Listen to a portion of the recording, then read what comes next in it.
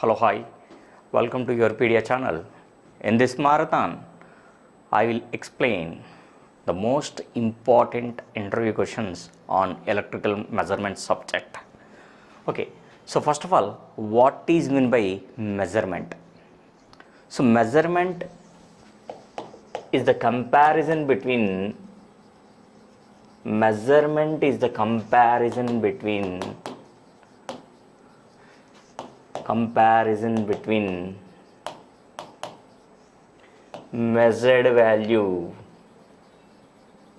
measured value with standard value.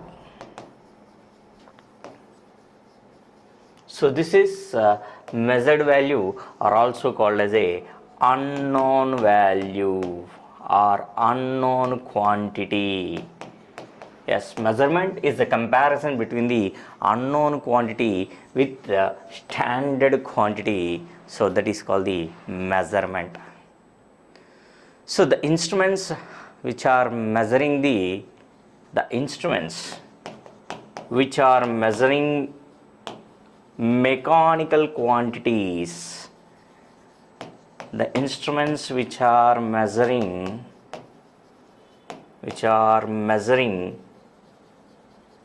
mechanical quantities is called mechanical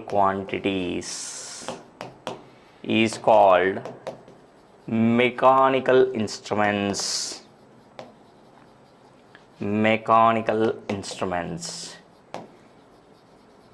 Yes, what is the second question? What are the types of the instruments? We are having a mechanical instruments, electrical instruments, and electronic instruments.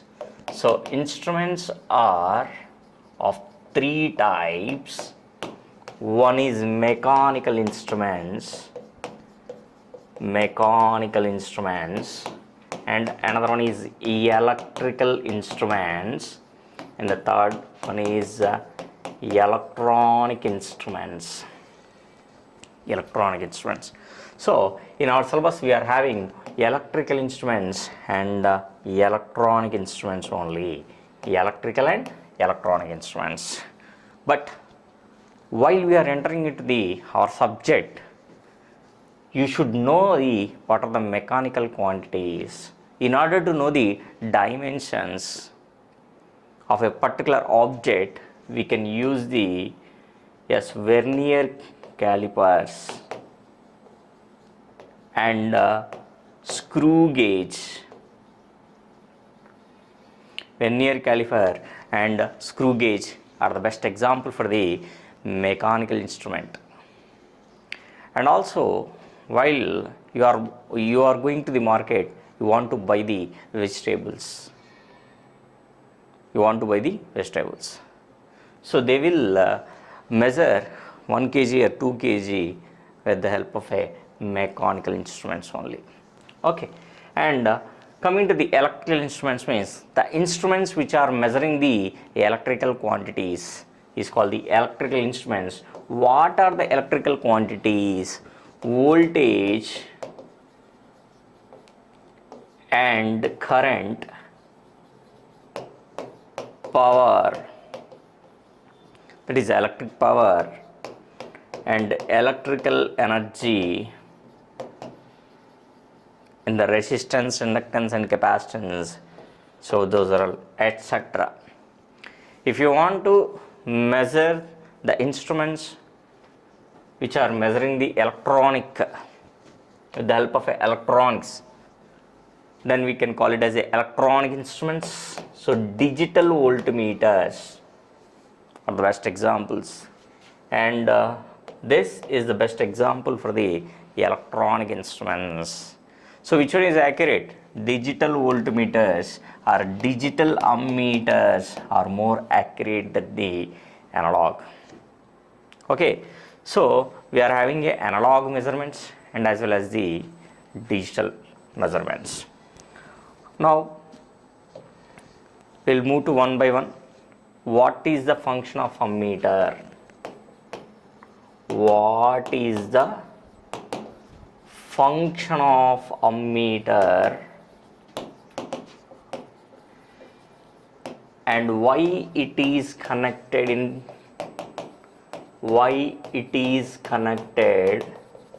in series with the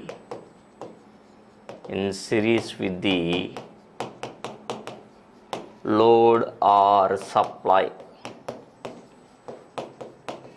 Why not in parallel? See, if I want to measure a current which is flowing through this circuit, let us say the resistance of the load is 1 ohm and the supply is 2 volts now. Now what is the current which is flowing through this 1 ohm is, by using a Ohm's law formula, then 2 amperes current is flowing. This 2 amperes is called actual value, or also called as a true value, or also called as a standard value, and also called as a theoretical value,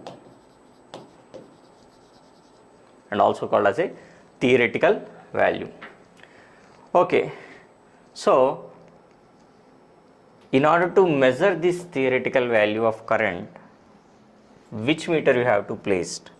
Ammeter. So you can place the ammeter in series with this one.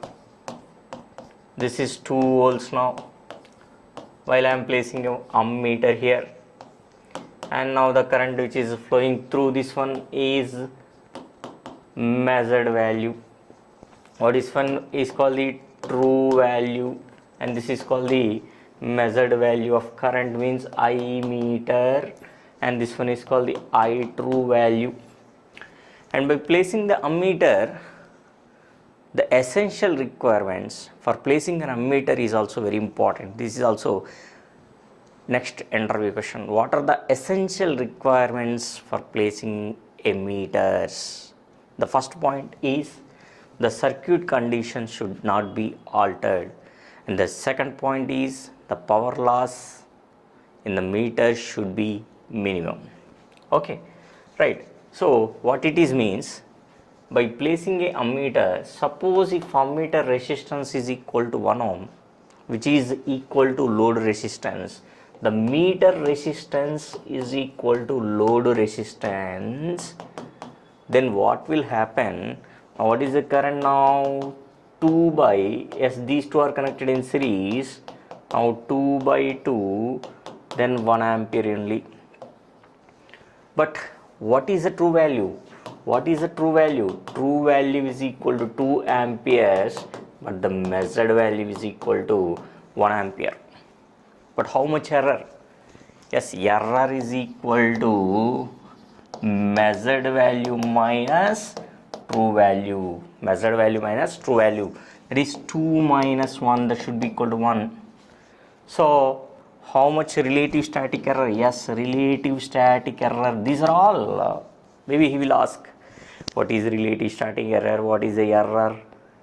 What is mean by static error? Static error is this one, measured value minus true value. What is the relative static error? So measured value minus true value by true value, that is 1 by 2. So if it is multiplied with 100, then you will get the 50%. 50% is the error. So what are the essential requirements for placing an ammeters? What are the essential requirements? By placing an ammeter, the circuit condition should not be altered. But if I am taking a ammeter resistance which is equal to load resistor, definitely what will happen? So the current will be reduced to half, and the utilization is only 50%. The 50% error will be 50%. So that's why the ammeter should consisting of low value of resistance. Ammeter should consisting of a low value of resistance. Let us say this one is 0.01 ohms. Now the load resistance is 1 ohm. Now I am applying a 2 volts. What will happen? This meter current is equal to 2 by 1.01. So this is approximately equal to 1.99 amperes. 1.99 amperes. Now what is the error now? So true value is 2 amperes and the measured value minus true value is, yes, measured value minus true value is equal to 2 minus 1.99, that should be equal to 0.01. Yes, the error is called the 0.01. Tell me the guys, if the ammeter resistance is large, if ammeter is designed with a large value of resistance, if ammeter is designed with a large value of resistance, what will happen? The circuit condition should be altered. And also tell me, if it is ammeter resistance is 1 ohm, what will happen? I square or losses is also more. I square or losses are more. So what is the first condition? What is the first condition? Should consisting of, yes, ammeter should consisting of, what are the property? First property of ammeter is, ammeter should consisting of a lower value of resistance. If it consisting of a lower values of resistance, then I square or losses, that power loss is also reduced. Power loss is also reduced. Okay. Now if it is placed, if the ammeter is placed in parallel with the supply, what will happen? So what is the resistance, sir? Resistance of the ammeter approximately, just now we have taken one value, so 0.01 ohms. Now this is, yes, 2 by 2 volts. Now this is 2 volts here, and here also the supply is 2 volts, and I is equal to 2 by 0.01, that is approximately equal to 200 amperes current is flowing through ammeter, and the ammeter is damages. Ammeter damages means ammeter burns.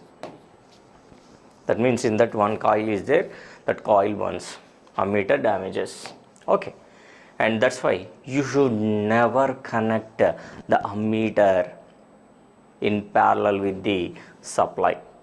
Why? Because ammeter consisting of a lower value of resistance. With this lower value of resistance, it will draw extra current. See, even for 2 volts, how much extra current is flowing? So heavy current, then if the current flows through the ammeter is heavy, then obviously ammeter is damages. Okay, so this is a best interview question. And the next one is voltmeter. Why? What is the function of? Yes, what is the function of voltmeter? If it is connected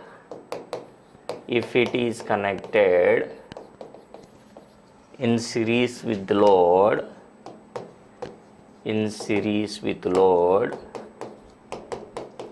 what will happen? So this is one more important question. So what is the function of a voltmeter if it is connected in series with the load? So what is the function of a voltmeter? Now tell me. So the instruments which are measuring the voltage across any 2 points is called the voltmeter. Suppose in a small circuit, let us say this is 5 volts here, and as I am taking 3 ohms, and now this one is called the 2 ohms. Here I am connecting a voltmeter across 2 ohms. If this voltmeter, what is the internal resistance of voltmeter is also very important. What is the first essential requirement? Circuit conditions should not be altered. Circuit conditions should not be altered. And the second condition is power loss in the meter is minimum.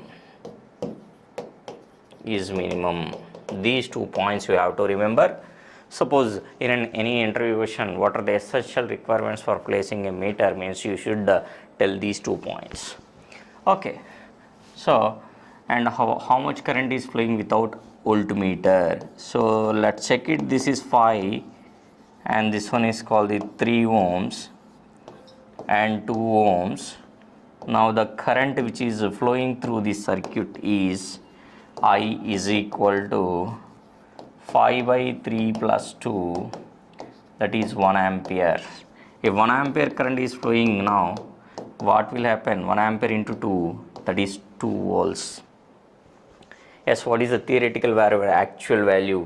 The actual value or true value, now the measured value is 2 volts. If I am placing a voltmeter, across 2 ohms, the voltmeter resistance is also equal to the load resistance. Voltmeter resistance. So resistance of voltmeter is equal to resistance of the load. What will happen? Tell me. So these two are in parallel now. Now your equivalent circuit is 5 volts and this is 3 ohms. Now what will happen? It is a 1 ohm only, 2 is parallel with 2, 1 ohm. So then current I is equal to 5 by 4. I is equal to 5 by 4. Again the 5 by 4 is divided into 2 parallel paths because it is a parallel combination. 5 by 8 and this one is 5 by 8. So what is the voltage I want to measure here? It is 2 volts only, but what I want to get here, 5 by 8 into 2, so as 5 by 8 into 2, so that is the voltmeter reading is 5 by 4. Let us say this is 1.25 volts, 1.25 volts, but this value is called the measured value. What is this value? Is called the measured value. What is the true value now? 2 volts is the true value. Measured value 2 volts is the 2 volts is the true value. 2 volts is true value, but measured value is 1.25. What is the measured value? Is 1.25. Now what is the error? What is the error now? What is the error, sir? 2 minus 1.25 that should be equal to 0.75 is the error. This is measured value minus true value minus 0.75. So measured value minus true value, that is minus 0.75. 75% is the error.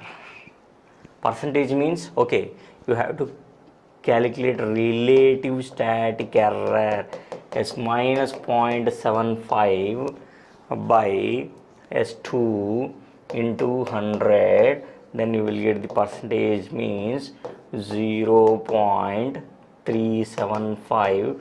that should be equal to 37.5% is the error, not a 75%.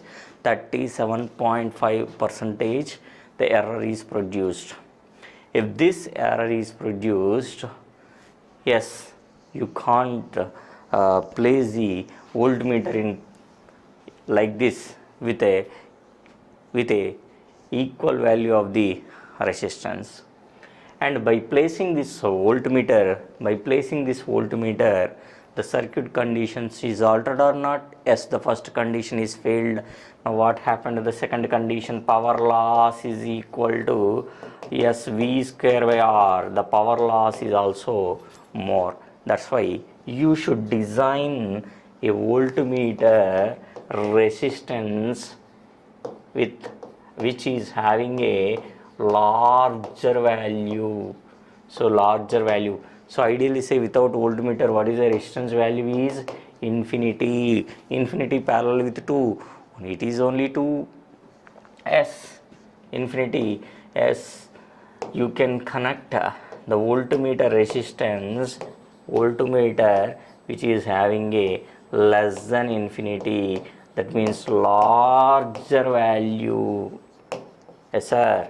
What is a larger value? It will measure the potential between these 2 points. Potential between these 2 points.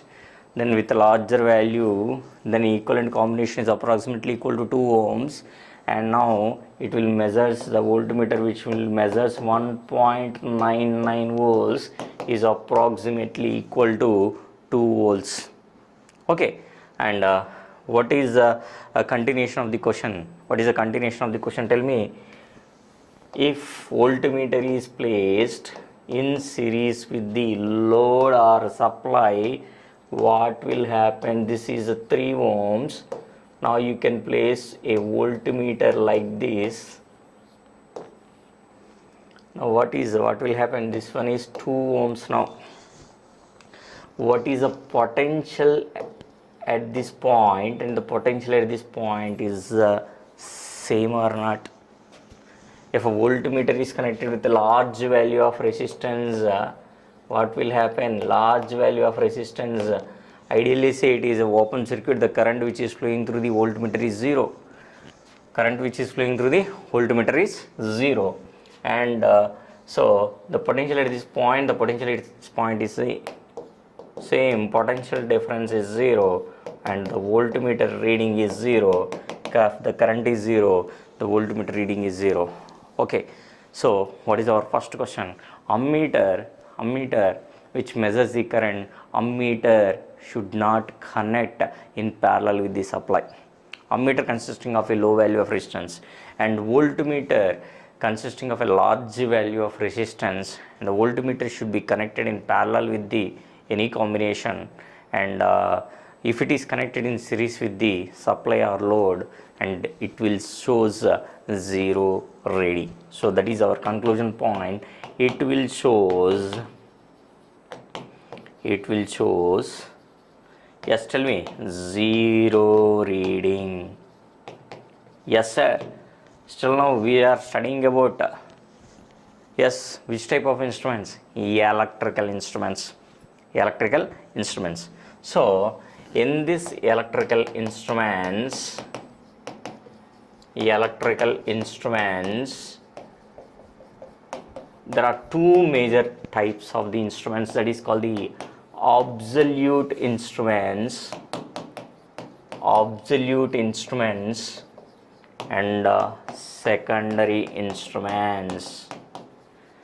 Yes, secondary instruments.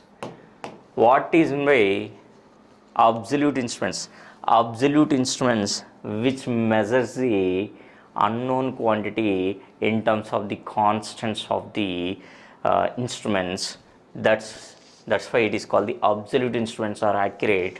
The example is, you studied in intermediate, right? Tangent galvanometer. You have an experiment also, tangent galvanometer, which will measure the unknown quantity in terms of the constants. That is called the absolute instruments. Still now, in the previous interview questions, what we have discussed, that is comes under the category of secondary instruments. Voltmeter, ammeter and wattmeter. The power which measures, the instruments which measures the power is called the wattmeter. So this is called the classification of electrical instruments. Now in our electrical measurements, we should focus on secondary instruments. Okay, so once again we recalling, right, what is in my measurement, so we are comparing with the unknown value with the known value, so that is called the measurement. The instruments which are measuring the mechanical quantities, okay, force, pressure, like that we are having, so those type of instruments is called the mechanical instruments. Electrical instruments means the instruments which are measuring the electrical quantities is called the electrical instruments. The instruments which are measuring the electronic quantities, electrical quantities in a digital way, so that is called the electronic instruments. in a digital way, that is called the electronic instruments. In this electrical instruments, again we are having two types. One is called the absolute instruments and another one is called the secondary instruments. Okay, so we should more focus on the interview questions on secondary instruments. Okay, so again, in an secondary instruments, types of secondary instruments, types of secondary instruments. The first one is indicating type of instruments. Indicating instruments. And second is recording instruments. Recording instruments. And the third one is integrating instruments. Integrating instruments. Okay, so what is meant by indicating type of instruments? What is the function of recording type of instruments? And what is meant by integrating type of instruments? And what are the examples comes under the category of these three types of instruments? These are all important interview questions. Okay, what is indicating type of instruments? Okay, in this type of instruments, suppose if you take an ammeter, here, and so it consisting of a pointer and calibrated scale also, calibrated scale. Yes, in an indicating type of instruments, it has a dial, we can call it as a dial, and this one is called the pointer, dial and pointer.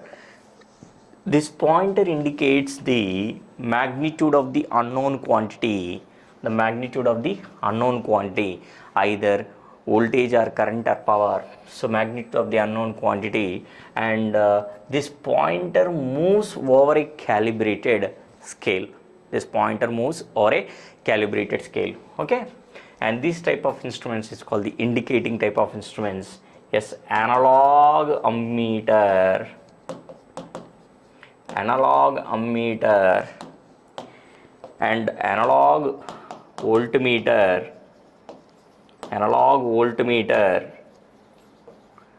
and analog wattmeter are the best examples of the indicating type of instruments.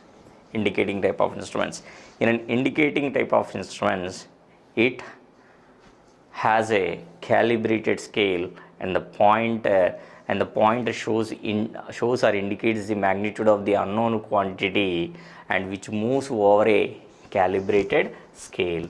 And what is my recording type of instruments? Yes, what is meant by recording type of instruments? What is my recording type of instruments? So as the name itself, it is a recording, means the magnitude of the unknown quantity is continuously recording over a specific period of time. So the magnitude of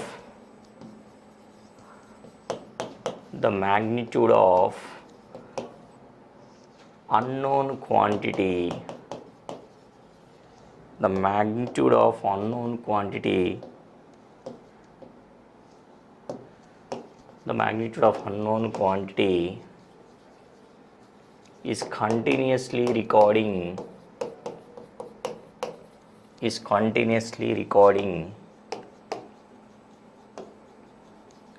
over a specific period of time.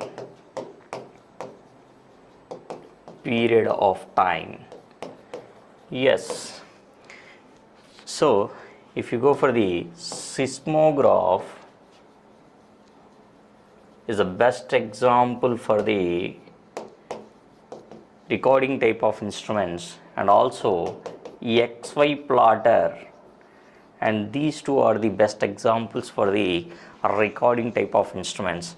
It has a pen or pencil like this, it will be moving on SCRO continuously, so which is recorded. The pen is moves, a pen or pencil is moves over on a graph, yes, that should be recorded.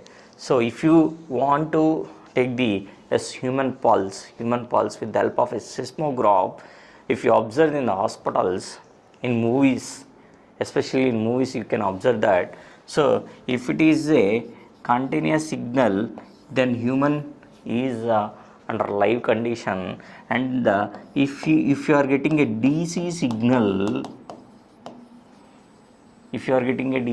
what will happen? He is dead. And one fellow is, doctor is comes out of operation theater, and he is telling that sorry, he's used that word, right? Yes or no? Okay, why I am telling the example means seismograph is the best example for the recording type of instruments, and XY plotter is also best example for the recording type of instruments. And the third one is called the integrating. As the name itself, it is a integration. So integration of power, integrating type of instruments.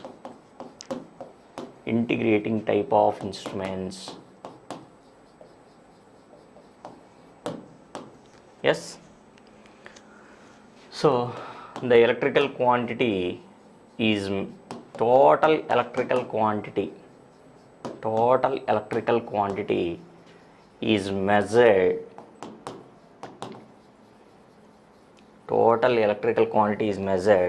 over specific period of time.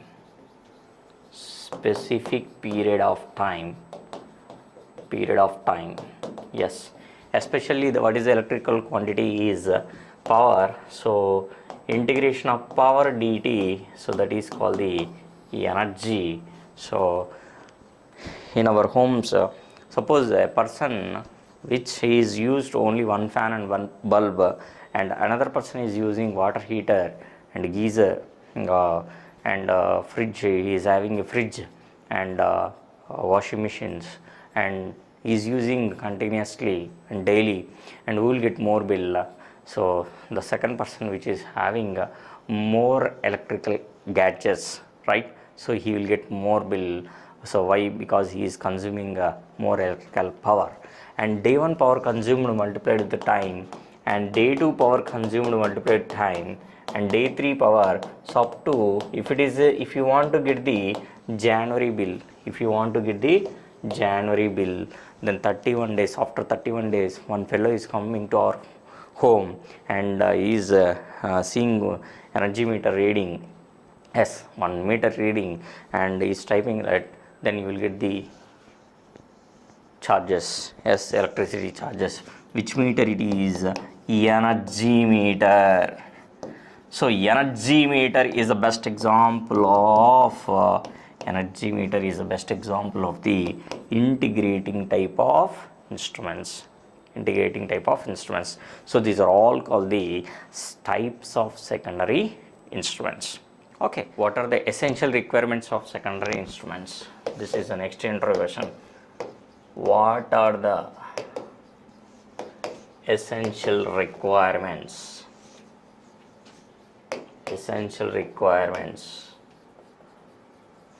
of electrical instruments? Okay, so in this, yes, electrical instruments. So first of all, suppose I want to measure the current which is passes through the analog ammeter, and that should be measured in terms of a mechanical quantity. So force will be created. Okay, with that force the pointer will move over a calibrated scale. Suppose I want to measure 5 amperes, but the pointer shows 4.9 amperes or 4.95 amperes based on the ammeter accuracy. So that pointer is a mechanical term, but input I want to measure, so the current is in electrical in nature. So electrical which is converted into mechanical force, and the force which is given to the pointer, and the pointer moves over a calibrated scale, right? So first of all, what are the mechanism is there? Suppose if I am taking a circuit here, this is called the 5 volts now, and this is our ammeter, and this is about the calibrated scale, and one terminal is plus terminal is given here, and the minus terminal is given to, yes, this is a load resistance is equal to 2 ohms, and this one is called the ammeter, and ammeter, and in this ammeter it is mentioned a dashed line, a constant line, means it is called the DC. Okay, later we will discuss one by one, right? So now the current is passes through the ammeter, and some mechanism will be taken place, some operation is taken place, and the pointer will moves to, so what is the theoretical value, so what is the true value? The true value is equal to 5 by 2, that should be equal to 2.5 amperes. So if the measured value is near to 2.5, let us say it is 2.4 amperes, it will shows 2.4 amperes. The current is flowing through this ammeter, and some function will be taken place. After that, the pointer moves to 2.4 amperes. That means on a scale it will indicates, the pointer shows or indicates the magnitude of the unknown quantity. So what are the, in order to deflect this pointer, and it show, in order to indicate that value, so what are the essential requirements? So the first one is called the deflecting torque. What is the first one is called the deflecting torque, so which is denoted with T subscript D, and the second one is controlling torque. What is the second one? Controlling torque. And what is the third one now? Damping torque.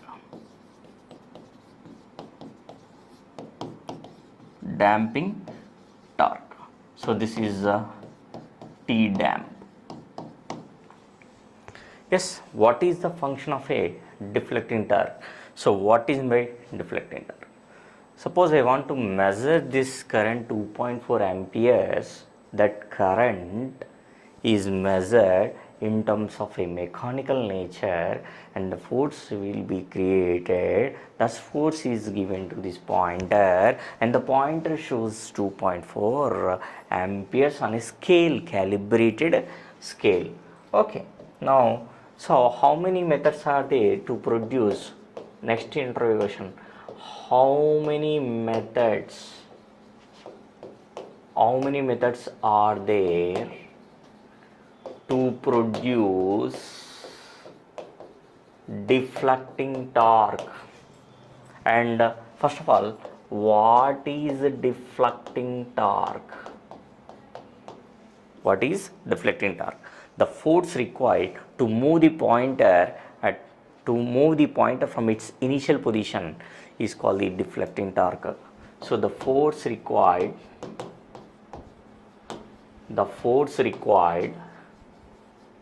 to move the pointer from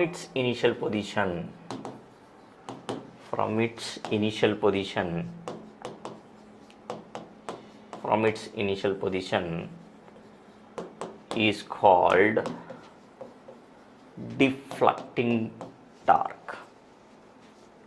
torque. Okay, and what are the methods are there?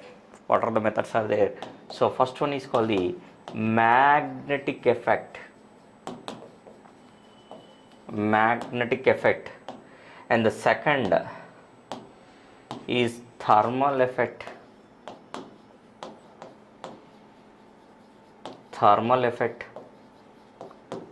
and third induction effect,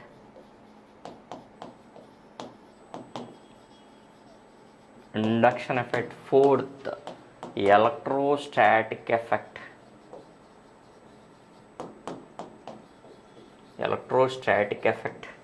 And the fifth one is Hall effect. So these are the methods to produce deflecting torque. So the force required to move the pointer from its initial position is called the deflecting torque. So with the help of a magnetic effect, thermal effect, induction effect, electrostatic effect or a Hall effect, we can produce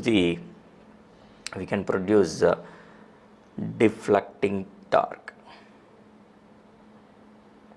right? So now, what is the magnetic effect? Coming to the next Chandra question, what is meant by magnetic effect? What is magnetic effect?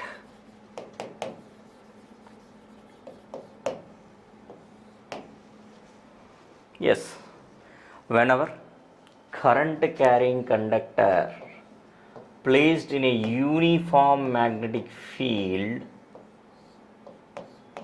current carrying conductor placed in a uniform magnetic field, it will experience a force. So motor principle, whenever current carrying conductor placed in a uniform or steady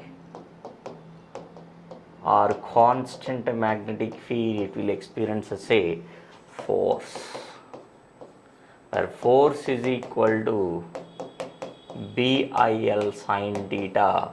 If it is theta is 90, maximum force will be developed, so that is BIL.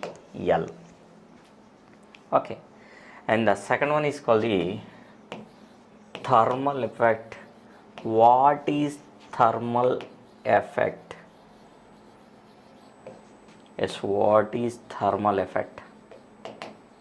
Suppose I want to measure the current, and that current is passes through the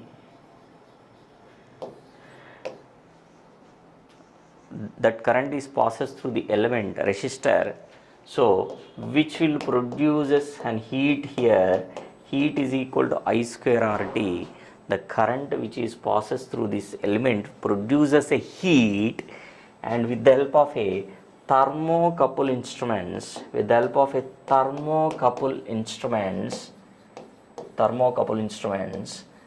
whatever this heat is there, heat is converted into an EMF which is to be measured,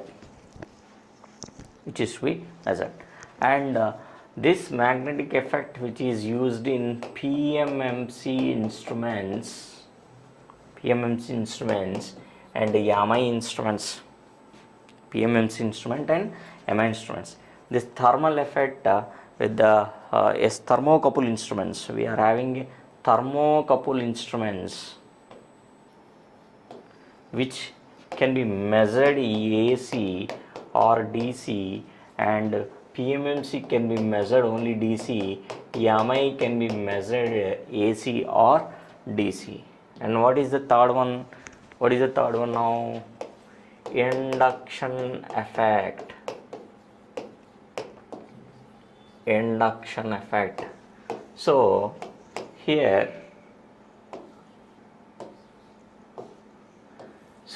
this disc is placed now. This is about the shunt magnet, and this is about the series magnet.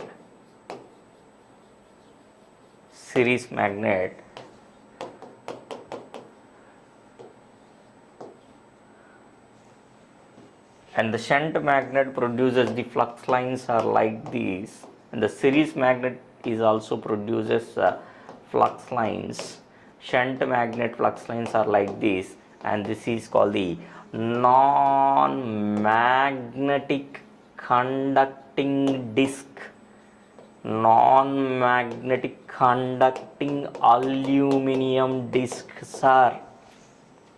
This aluminum disc, non-magnetic conducting disc is placed in between the two magnets which are excited with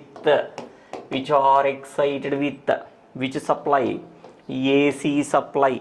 So which are excited with AC supply means alternating supply, means it will produce as a alternating magnetic field. Alternating magnetic field. This alternating or time varying flux which links with the aluminum disc, then EMF is induced in a aluminum disc which will produce as a current. Now again this current will interact with the shunt flux. How many fluxes we are having? Two fluxes. Shunt flux, shunt current is produced. Series flux, one more current is produced now, and this current and flux both are will be interacted, then the two torques will be produced, and if shunt torque is greater than the series torque, that's why the disc will be rotating in a one direction. So this type of induction effect, which is used in only to measure the AC quantities only. Sir, where we are using induction effect?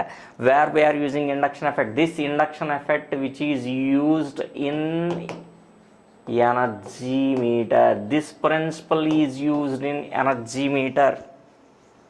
Non-magnetic conducting disc is placed between the two magnets which are excited with alternating supply, which will produce alternating flux which links with the conducting disc, produces an EMF in it. The current which flows through aluminum disc which will interact with the flux, and then two torques will be produced, but the shunt torque is greater than series torque, then the disc will be rotating in a one direction. This type of principle is used in an energy meter only, and the next one is called the electrostatic effect. This is very important. Electrostatic effect.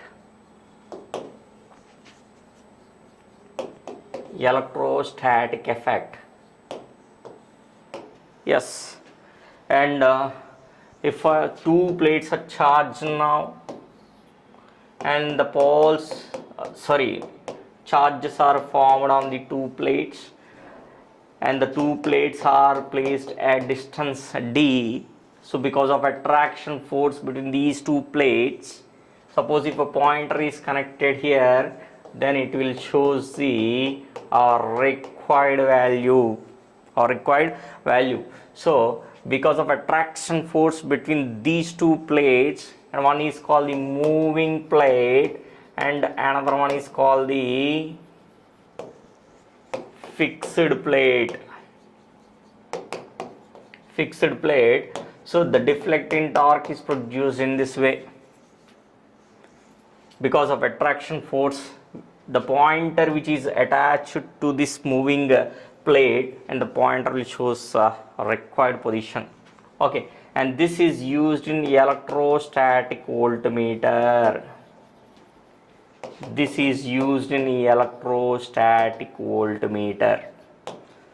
Okay, and coming to this one, and one thermal effect means, as we discussed already, suppose if it is a hot element is there, and you can connect a cold element, what will happen? So two edges of this elements are connected, the heat will be transferred from hot area to cold area, and here you can connect a thermocouple instruments which will convert an EMF. Because of temperature difference between these two, current is flowing, or electrons will be moved from hot area to cold area. Then just like suppose if take a bubble, and that bubble pour a water, and that water is heated with the help of a gas stove. After some time you can switch it off. What will happen if a small cap is placed on the hot water, which is hot water bubble, what will happen after some time, whatever the heat is there, that heat will be transferred to the cap or not. Yes, okay, so that is called the thermal. And next one, what is the next one is called the electrostatic effect is completed, and Hall effect. Hall effect. And I will take a semiconducting material. This is called the semiconducting material, and the current passes through the semiconducting material. Now current passes through the semiconducting material. This is placed in a steady or constant magnetic field. Steady or constant magnetic field. Steady or constant magnetic field. What will happen? What will happen? Then the force will be developed. It will be rotates. The EMF will be induced at the edges of the conductor. EMF is induced at the edges of the semiconductor. Sorry, it is a semiconducting material. Semiconducting material. Okay, so once again, so what is my magnetic effect? Where we are using, whenever current carrying conductor placed in a uniform magnetic field, it will experience as a force. This mechanism which is used in PMMC instruments and MI instruments is electromagnet we are using.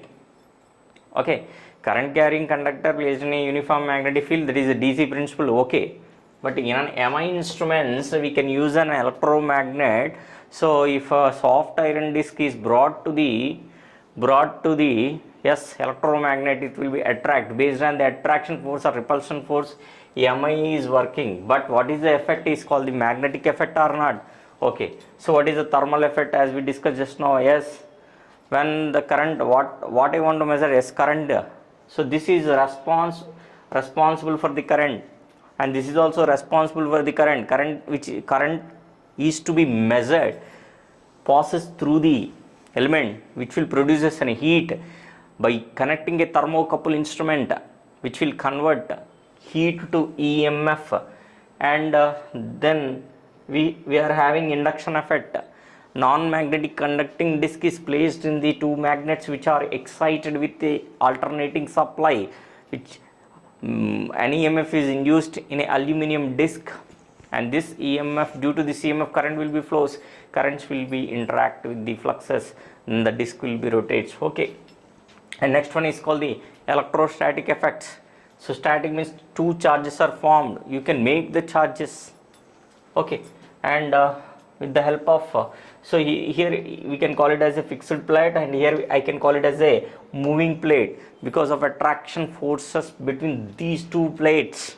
Because of attraction force between these two plates, what will happen, and then it will comes to positive plate, and if the pointer is connected at this point, the pointer will move over a calibrated scale, and all effects are responsible for current. So from this overall observation, what is the most important interrogation means the meter, 1 meter, which is responsible, the torque which is produced in an instrument based on the voltage, in which instrument the torque is responsible for voltage. So that is electrostatic voltmeter. You have to remember this, electrostatic voltmeter. Now, okay, and with this deflecting torque, is it enough? The pointer moves. See here, suppose the pointer moves from its initial position. Yes, the force required to move the pointer from its initial position means it will be moves like this, but moves to final position. Who will control? Suppose I want to measure the 5 amperes. If a meter is connected 0 to 10 amperes with this deflecting torque, with the help of a magnetic effect, the pointer moves to final position beyond 10 amperes. But what is my requirement? 5 amperes. What is my requirement? 5 amperes. So, in order to measure the 5 amperes, you can have equal, you can produce equal and opposite force to deflecting torque, so that is provided with the help of a controlling torque. What is the second torque now? Controlling torque, and the controlling torque is represented with the TC. Okay, controlling torque is which is equal and opposite to the deflecting torque. Sir, at what position which is equal? At what position which is opposite? So, if you take this ammeter, now, and here it is a pointer, and this is called the calibrated scale. I want to measure which amperes? 2 amperes, and this is called the 0 to 5 amperes. Let us say 0, 1, 2, 3, 4, right? S2 amp. I want to measure the 2 amperes. The pointer will deflect because of deflecting torque from this 0 position. At this position, what is the controlling torque? At the position number 1 is 0. But once it will show 1 ampere at 2 amperes, what will happen? Now the TD is equal to TC. Then TD is equal to TC. Equilibrium point is obtained.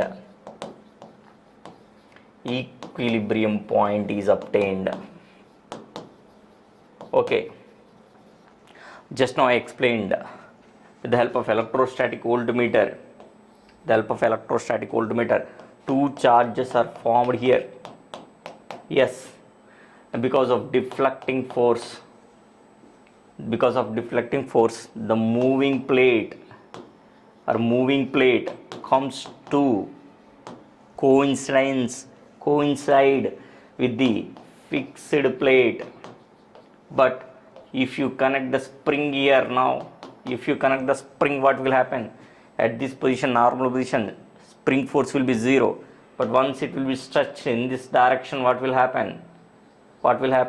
The controlling torque will be opposite position, equal and opposite position. Whenever power supply is off, what will happen? Because of restoring force of the spring, it will comes to original position. Here also we can use spring control. And how many types of methods are there to get controlling torque? Means the first one is called the spring control, or also called spring control,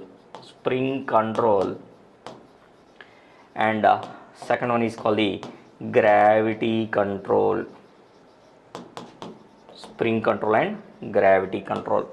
Okay, so the torque which is produced by the controlling torque is equal and opposite to the deflecting torque. Once the power supply is off, it will comes to its original position.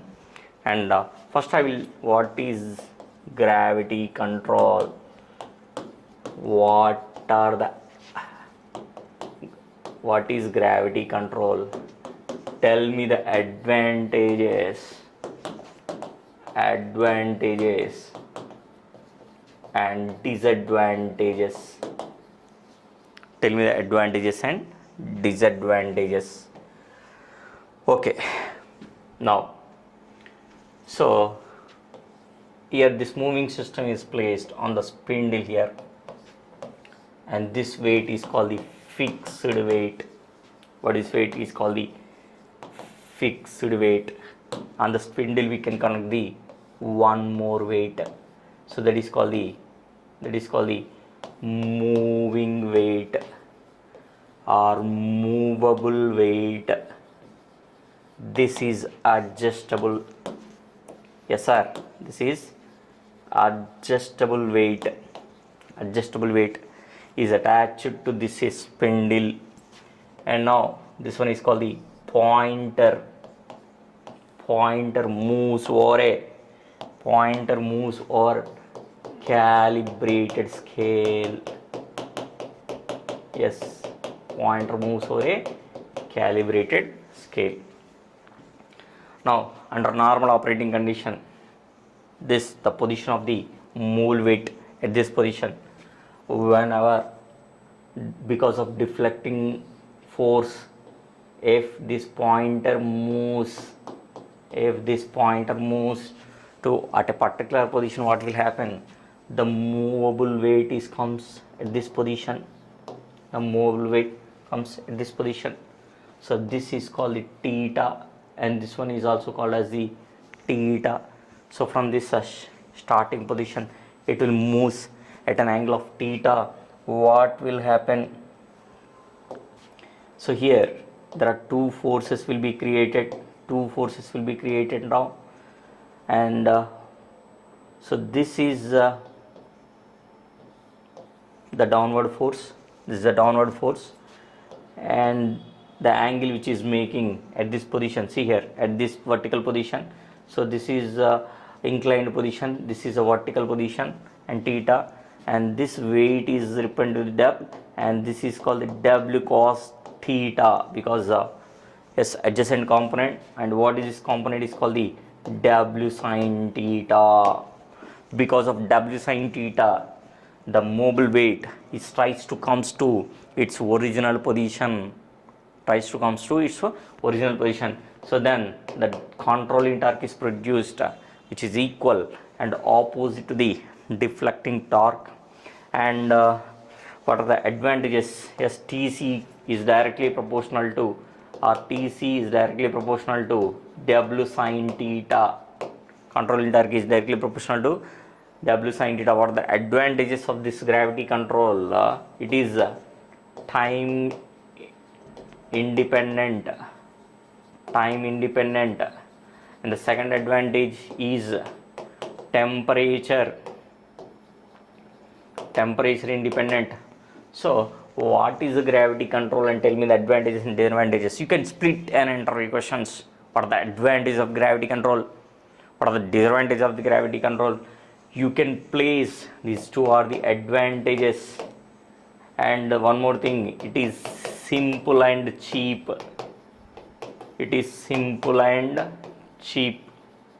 Okay. And what are the disadvantages of this gravity control? Disadvantages. What are the disadvantages? Okay. First of all, TC is directly proportional to W sin theta.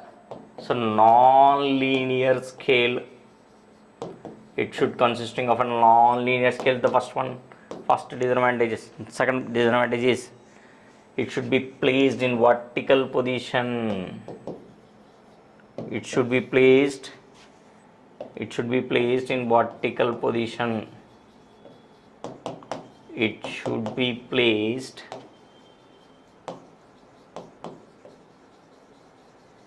in vertical position. And third one is proper leveling is required.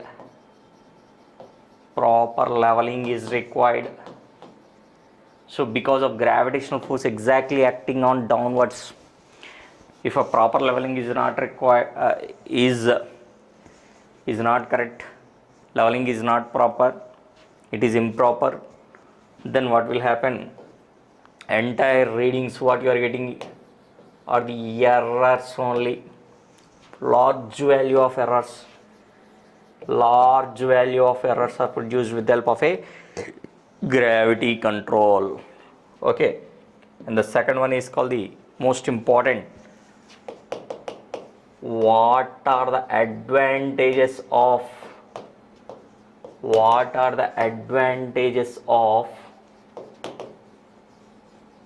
spring control? What are the advantages and disadvantages of spring control? So the moving system which is placed on which is placed on spindle. Okay, this one is called the spindle now, and this is a pointer. The pointer here, the pointer is moves over a calibrated scale. Yes, this one is called the pointer, and the one spring is connected at this position and another spring is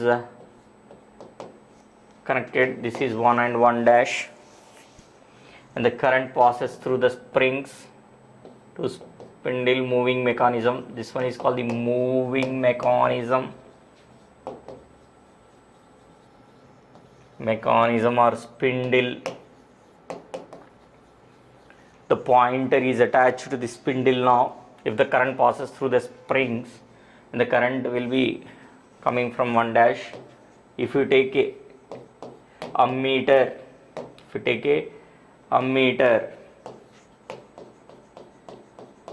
so this is the position. This is the position now. The current passes, this one is 1 and this one is called the 1 dash. Through the springs only the current is passes through the coil here, and because of some mechanism it will be produced, that is called with the deflecting torque, the torque is produced.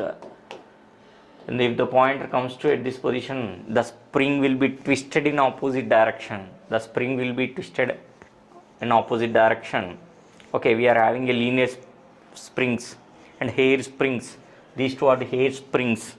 Okay, and this is about the deflecting torque, and the controlling torque is produced in opposite direction, where TC is equal to EVT cube by 12L into theta, where E is called the Young modulus, B is called the breadth of this spring, T is called the thickness of this spring, L is called the length of the spring, where TC is equal to Kc into theta. What is the Kc? Is called the spring constant. He may ask in examinations, what are the spring constant is measured in what dash. Spring constant Kc is equal to torque units are Newton meter, theta units are radians, Newton meter per radians or Newton meter per degree.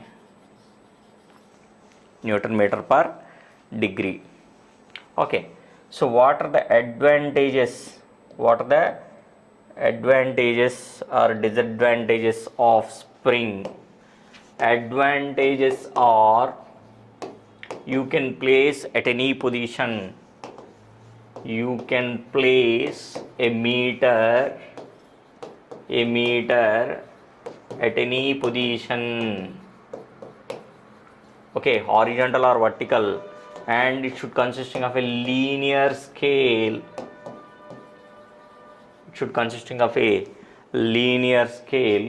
Why? Because TC is directly proportional to theta. And disadvantages are, it is not adjustable,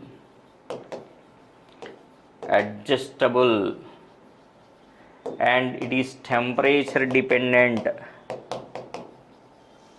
and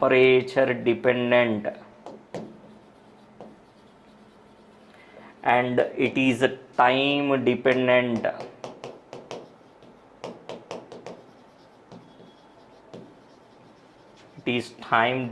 And temperature dependent. So what are the essential, next one is what are the essential requirements for spring? Features of spring. Features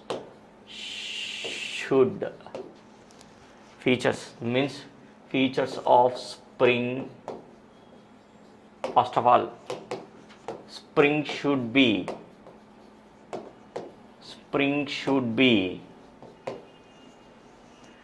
non-magnetic material.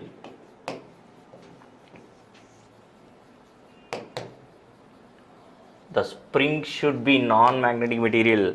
And the second point is very important. It is free from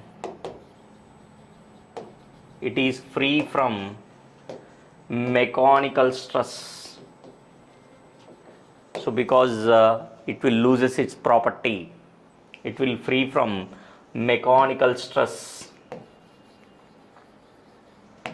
and it should consist of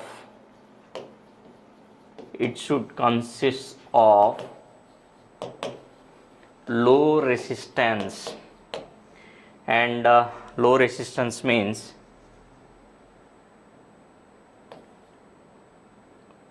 area should be more, and the fourth one, low resistance temperature coefficient, alpha should be low. Coefficient is, these are very very important these features of a spring. The spring should be non-magnetic material. If it is a magnetic material, what will happen? Anyway, we are placing in a uniform magnetic field, this magnetic field, and if it is a magnetic material, it will be attracted by the coil which is produced by the magnetic field. The readings will be, you are getting as a wrong values. And mechanical stresses means if you press the spring, what will happen? It loses its elasticity property. And third one should consisting of a low value of resistance, because it should low I square or losses, and alpha value should also consisting of temperature coefficient value should be less. Okay, right? So these are all the features of or properties of the spring, and the necessary requirements or essential requirements of the spring. Okay, and next question is what is the difference between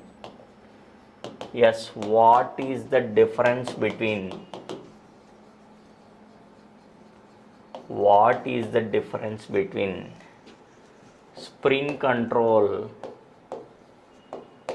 What is the difference between spring control and gravity control? Any two differences can you tell me? Like that he may ask. So already we know that gravity control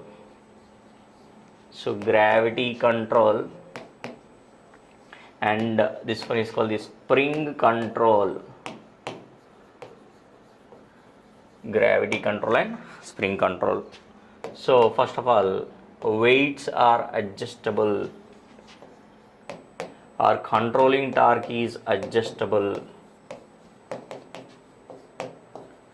but here it is not adjustable.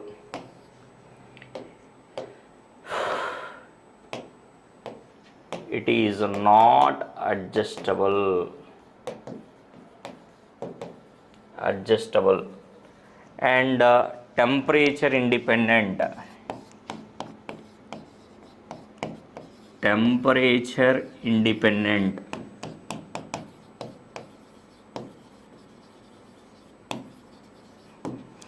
And this one is temperature dependent.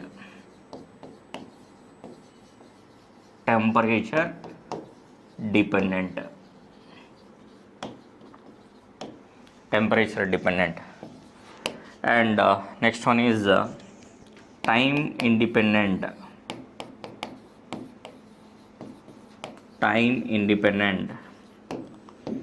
And it is dependent. Simple and cheap here.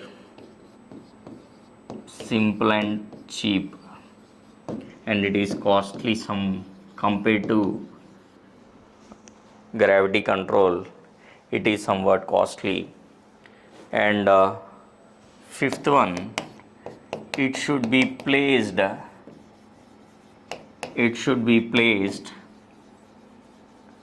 in vertical position.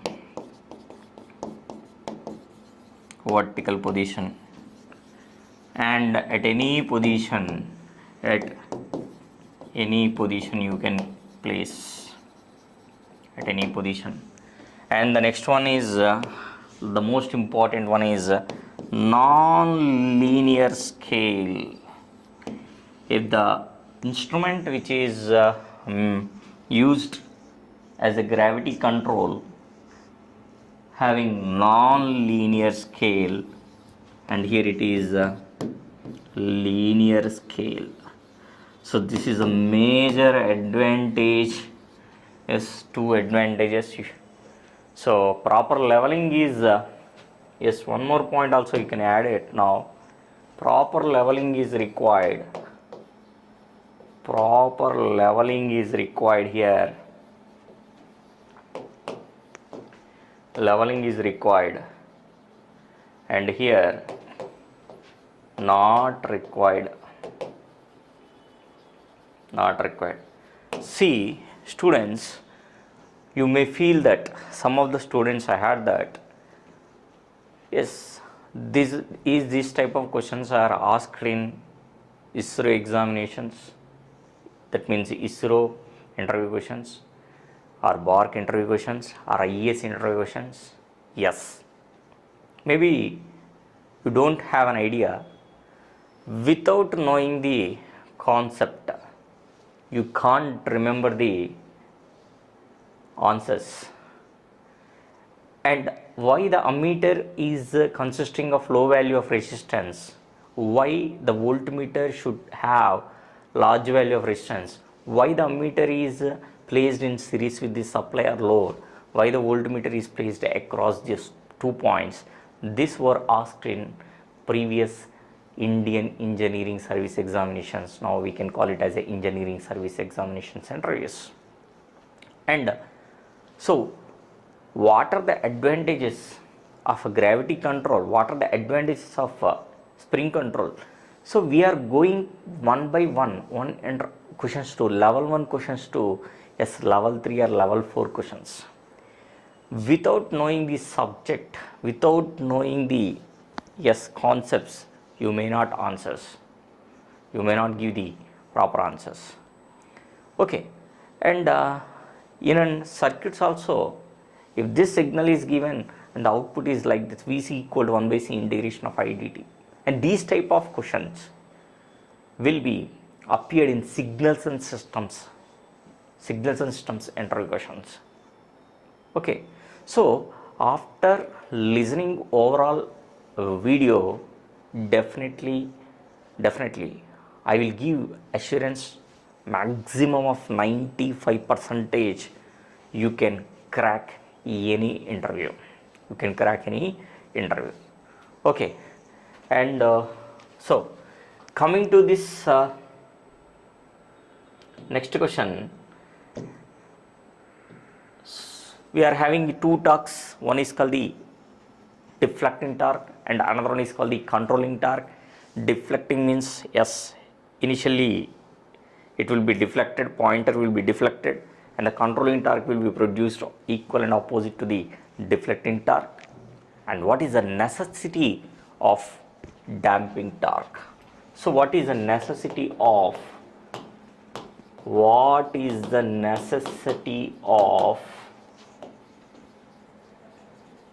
damping torque?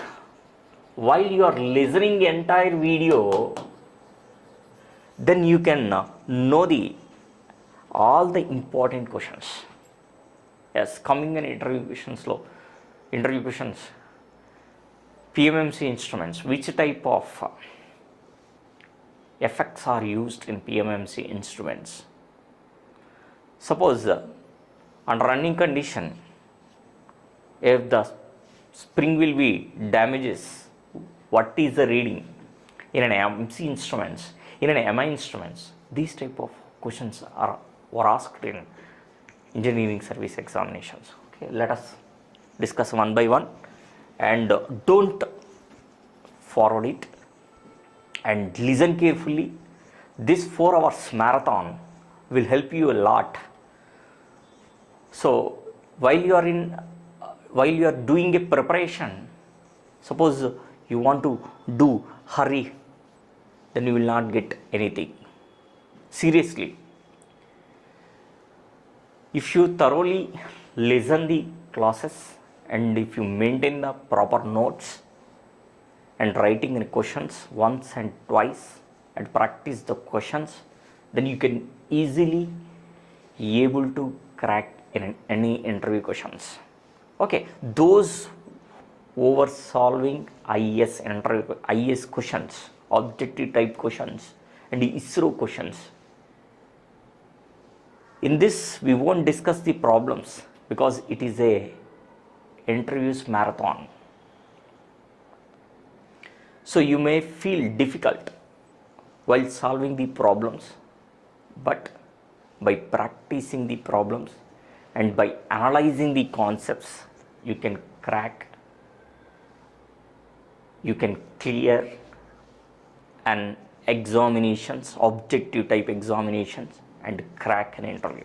Okay, right. So what is the necessity of damping torque means, as with the help of a deflecting torque, the pointer moves from its position. With the help of a controlling torque which is equal and opposite, what will happen? The pointer will make some oscillations. And with these oscillations, our eye can't detect the exact value what you are going to measure. That's why one more torque is required, that is called the damping torque. In order to reduce the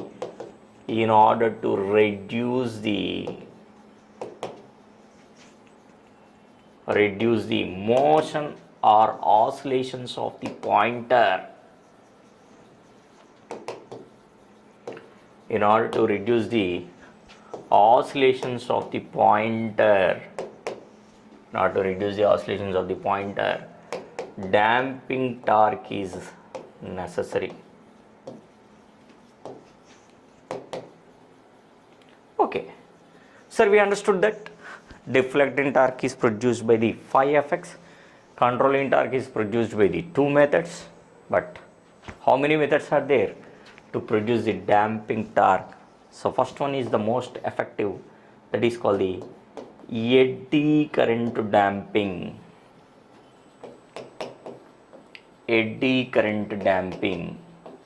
And the second one is, what is the second one? Air friction damping.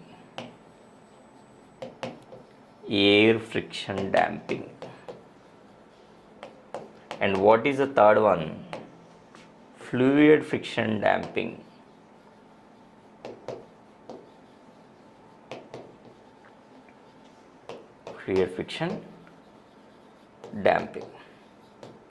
Okay, sir, we understood that. In order to reduce the oscillations of the pointer, yes, this damping torque is necessary. So methods to produce damping torque. So methods to produce damping torque are three methods: eddy current, air friction, and fluid friction damping. Okay, so once again we are going in a sequence manner. Yes, first of all, what is the measurement? After that, what are the electrical measurements, electronic measurements, mechanical instruments, and after that we are entering into electrical instruments. And in these electrical instruments we are having primary instruments, absolute instruments, primary or absolute instruments, secondary instruments. And secondary instruments we are having yes, how many methods? Indicating, recording, and integrating type of instruments. So what are the methods to produce or indicating the instruments? Deflecting torque, controlling torque, damping torque. Deflecting torque 5 methods, controlling torque 2 methods, and damping torque we are getting 3 methods. And which one is the most effective is called the most effective is eddy current damping. Most effective. The most effective is called the magnetic effect. Most controlling, best control method is called the spring control.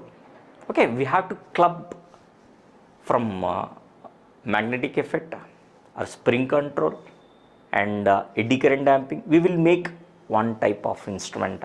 Let's see, we will see, right? So first of all, we will discuss about the what is eddy current damping or air friction damping and flare friction damping. Coming to the next interview question. So the quickness of the instrument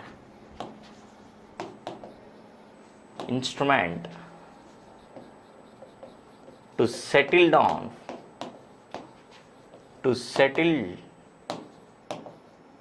final value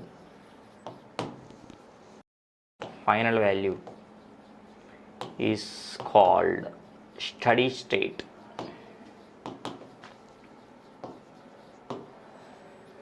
Here, what is meant by steady state? That is an interview question. I am going in a reverse manner. So this is the answer. The quickness of the instrument or the pointer to settle down value is called the settling time, or also called as the steady state. There are three types of dampings. One is called the under damped system, and the second one is critically damped system,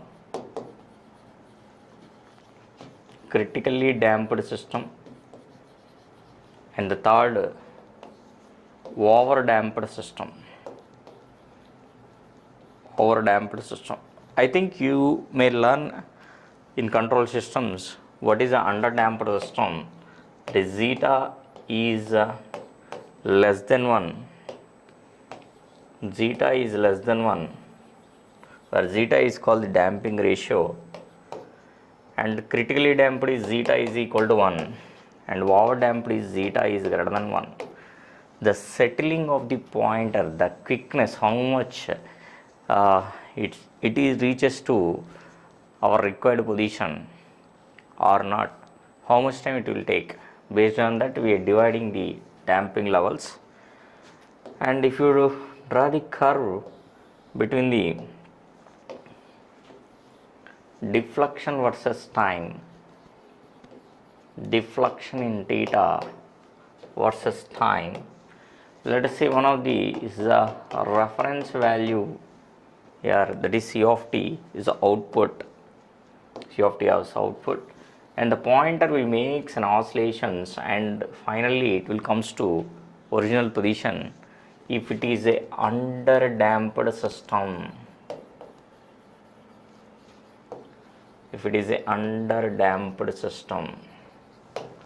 Okay, and the pointer will settles to smoothly, but it will take some time. This is called the critically damped system.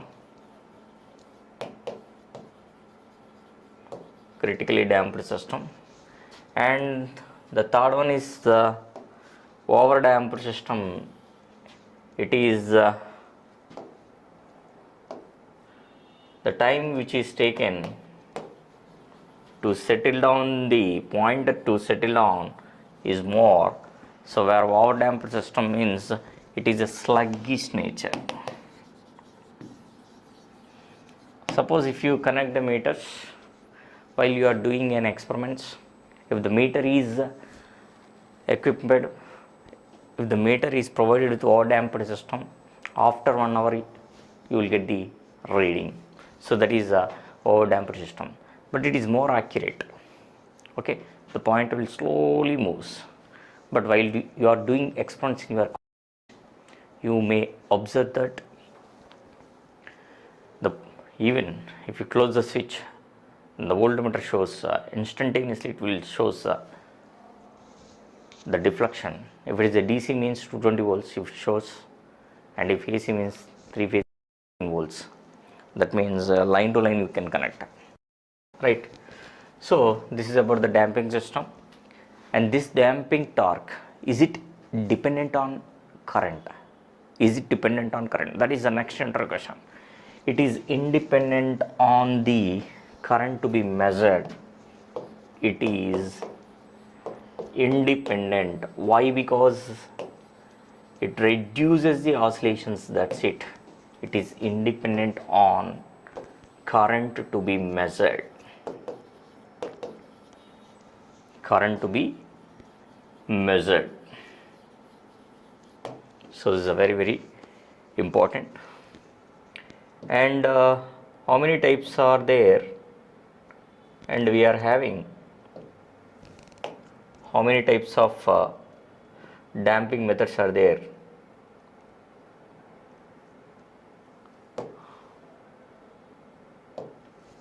First of all,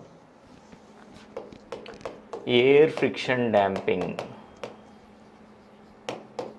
Air friction damping. So which type of damping is more effective? Air friction or flare friction or eddy current damping? Or what is the function, how the air friction damping is provided? So this is about the spindle. We can attach the pointer, and this pointer moves over a calibrated scale, and this is a piston. So piston,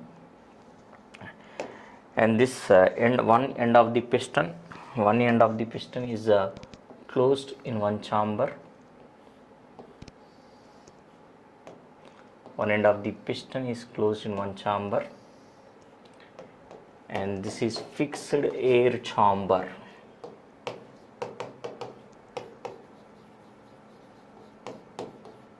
Fixed air chamber, and this one is called the piston.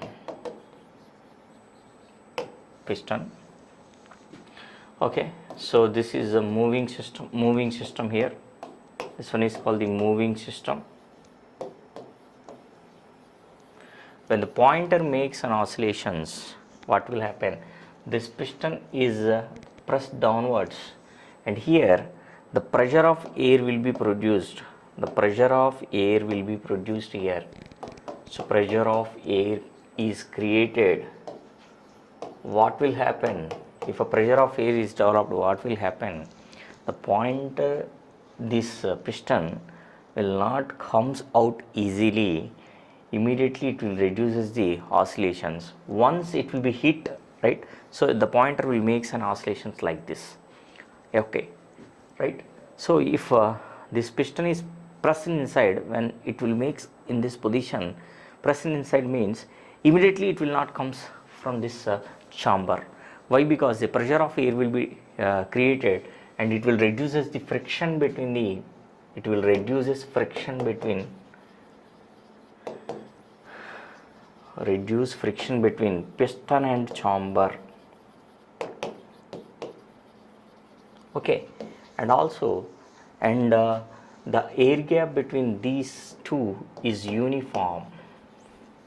Uniform air gap is provided. So this is a air friction damping. And now what is mean by fluid friction damping? Fluid friction damping.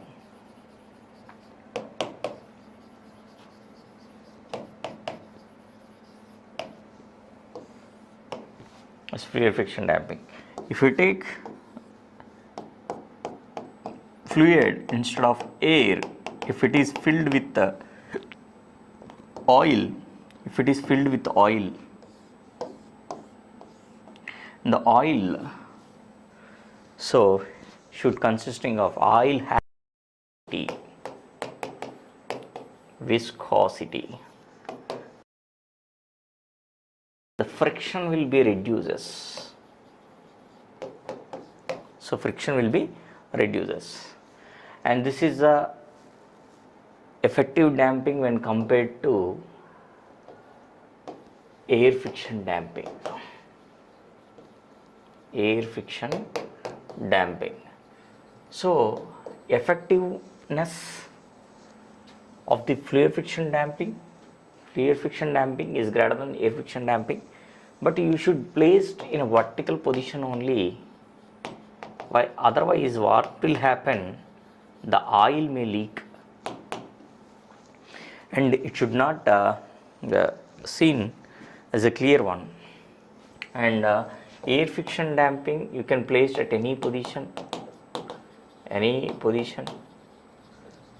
position. Okay, and compared to the accuracy point of view, fluid friction damping is more than air friction damping. The third one, that is called the eddy current damping.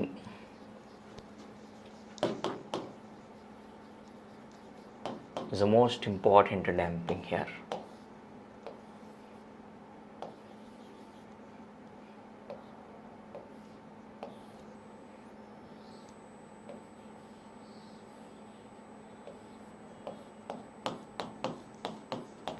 So this is called the magnet, permanent magnet,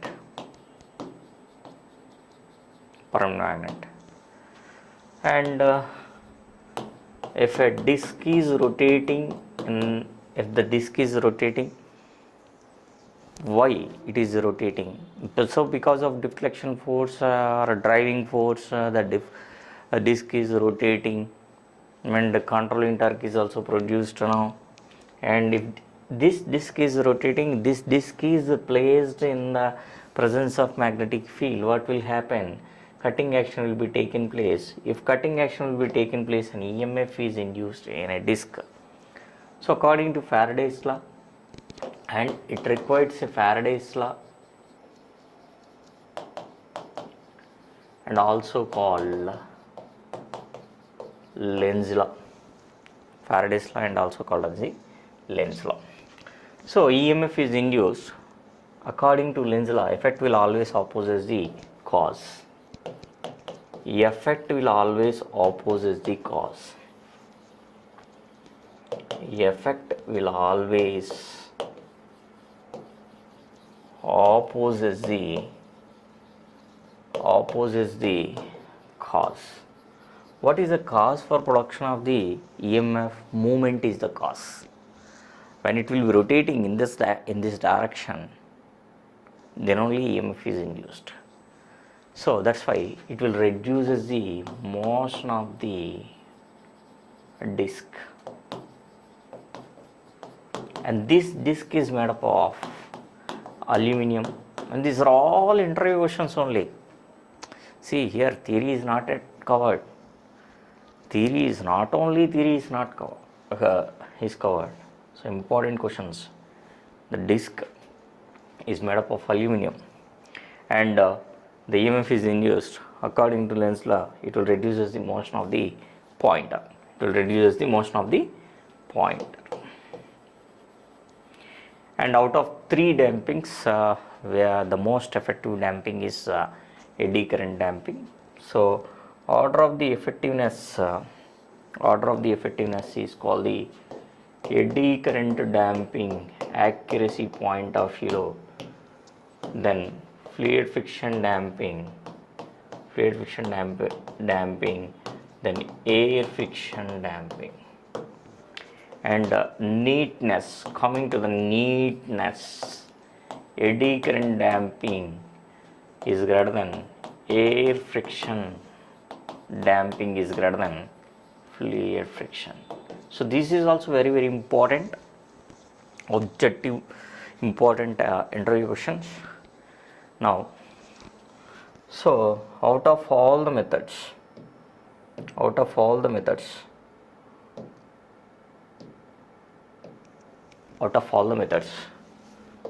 we are picking one effect, magnetic effect,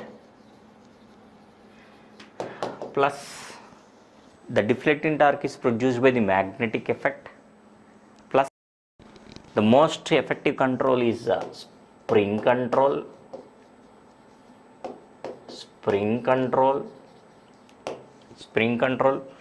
and the most effective damping is eddy current damping,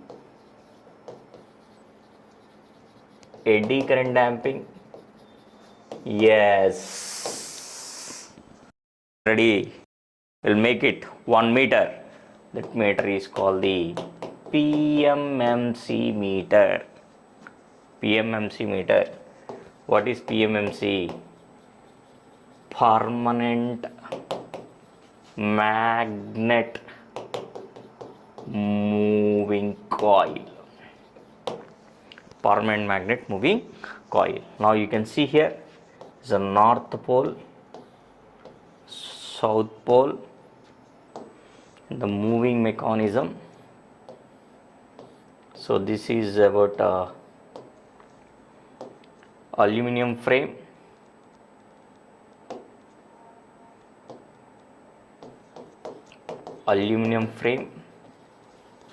you know that what is the purpose of aluminum frame? To provide the eddy current damping. On this we are having copper coil. This black color is called the copper coil, copper former coil. So this I have to place the spindle. So I have to place a spindle. Okay, and these two are called the jaw bearings. Here. So this is called the jaw bearings. So what is the purpose of bearings? To reduce the friction. And here you can connect a one spring, and here also you can connect a one more spring, and the current passes here and the current leaves here.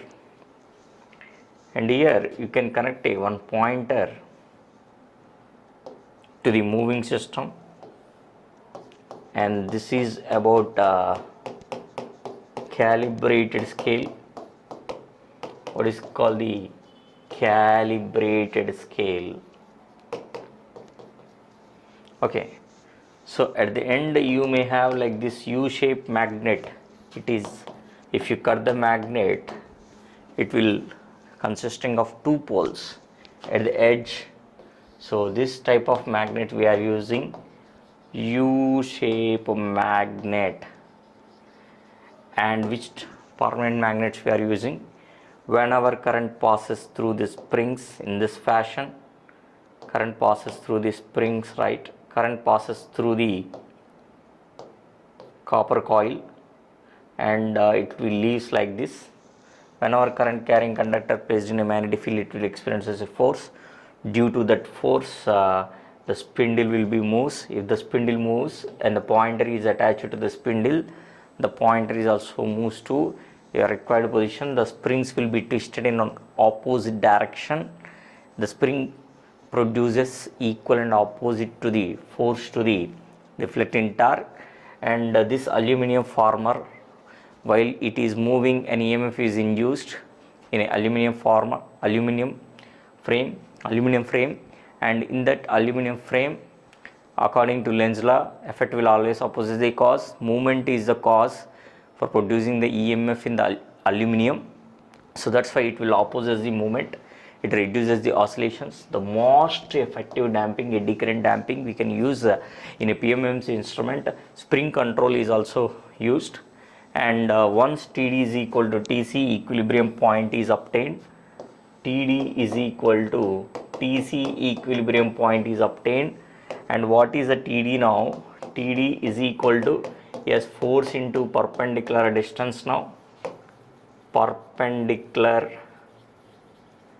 distance. Okay, so what is the force is equal to BIL. If it is consisting of a n number of tons, BIL n, and perpendicular distance means if you take this, what is the distance between these two is called the D here, multiply it, TD is equal to BIL n into D, and the length into breadth, you can call it as a area, then deflecting torque is equal to Bina. Yes, deflecting torque is equal to Bina, BINA Newton meters, and controlling torque is equal to Kc into theta. As you all know, what are the units of Kc? Spring constant, Newton meter per radians. Once TD is equal to TC, equilibrium point is obtained. Bina is equal to Kc into theta, where theta is equal to Bina by Kc, and where theta is directly proportional to I. theta is directly proportional to I.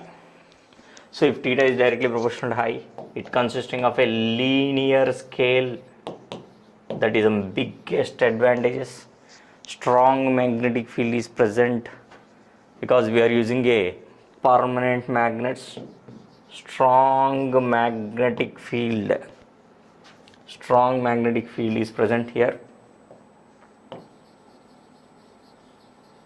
Strong magnetic field is present because we are using a permanent magnets. And so sharp edges, Y sharp edges are provided. So one more, Y sharp edges are provided. Y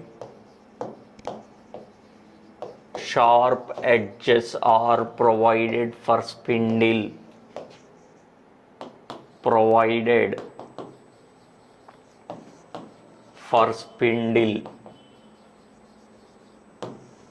Okay, that means these type of shapes, because to reduce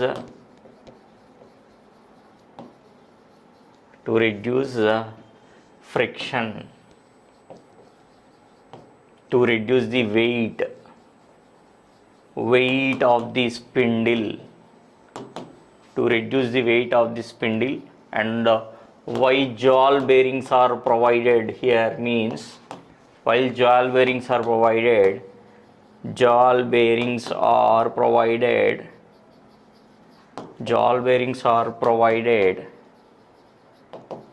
to reduce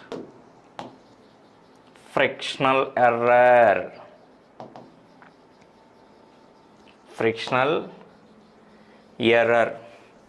And the most important question we are discussed now, if AC supply is given to PMMC instrument,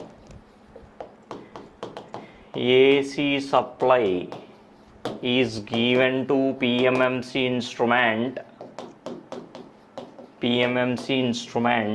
what is the reading of,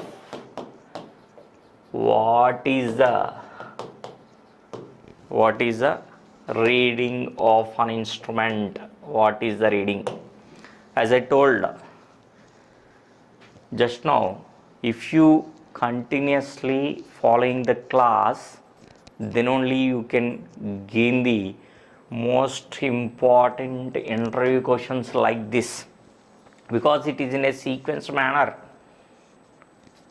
Okay, so this is North Pole, South Pole, and this one is called the coil, and the copper is a conductor, as we all know, right?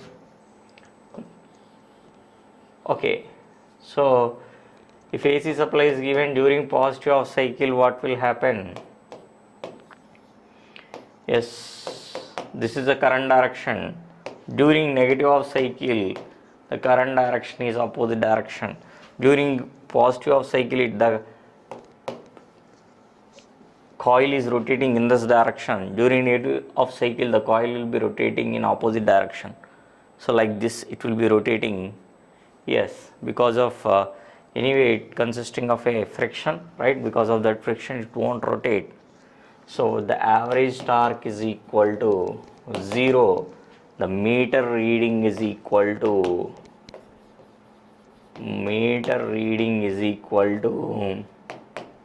0. And next one is what are the errors are there in PMMC instruments? What are the errors in PMMC instrument? You can tell that. So is there any error? Is 0? Yes, first one is called the frictional error.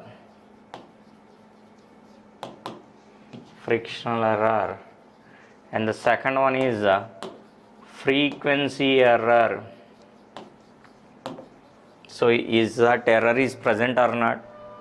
And third is stray magnetic field error,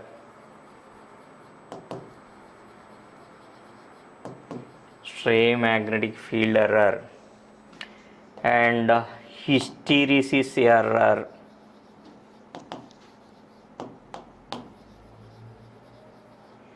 Yes, frictional error, frequency error, stray magnetic field error, and hysteresis error. And torque by weight ratio will decide the sensitivity. Torque by weight ratio of PMMC instrument. Weight is less and torque is more, and it is more sensitive.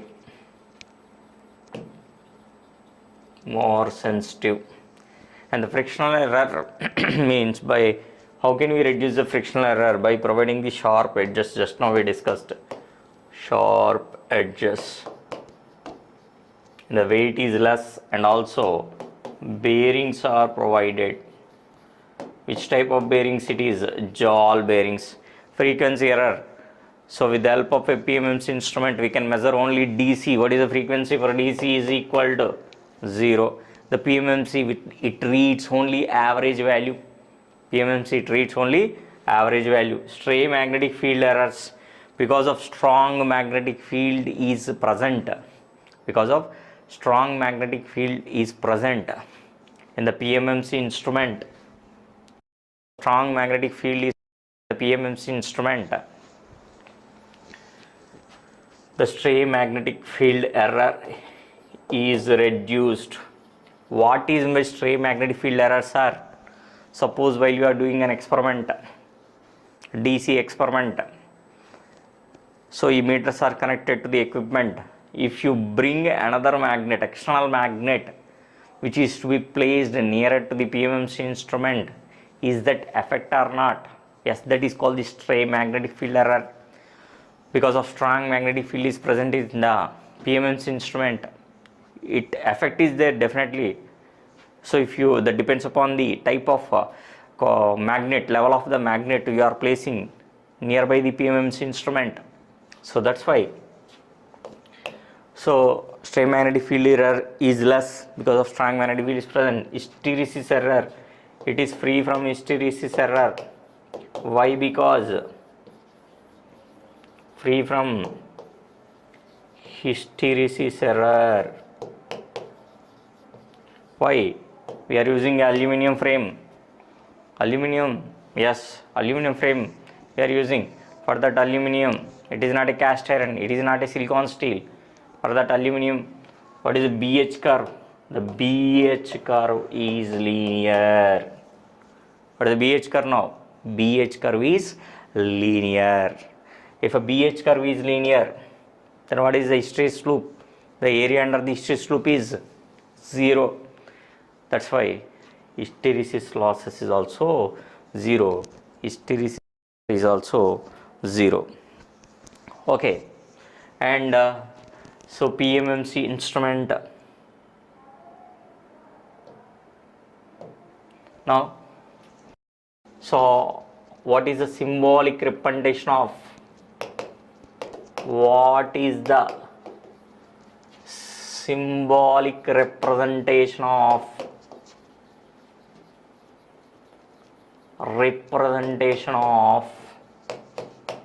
PMMC instrument?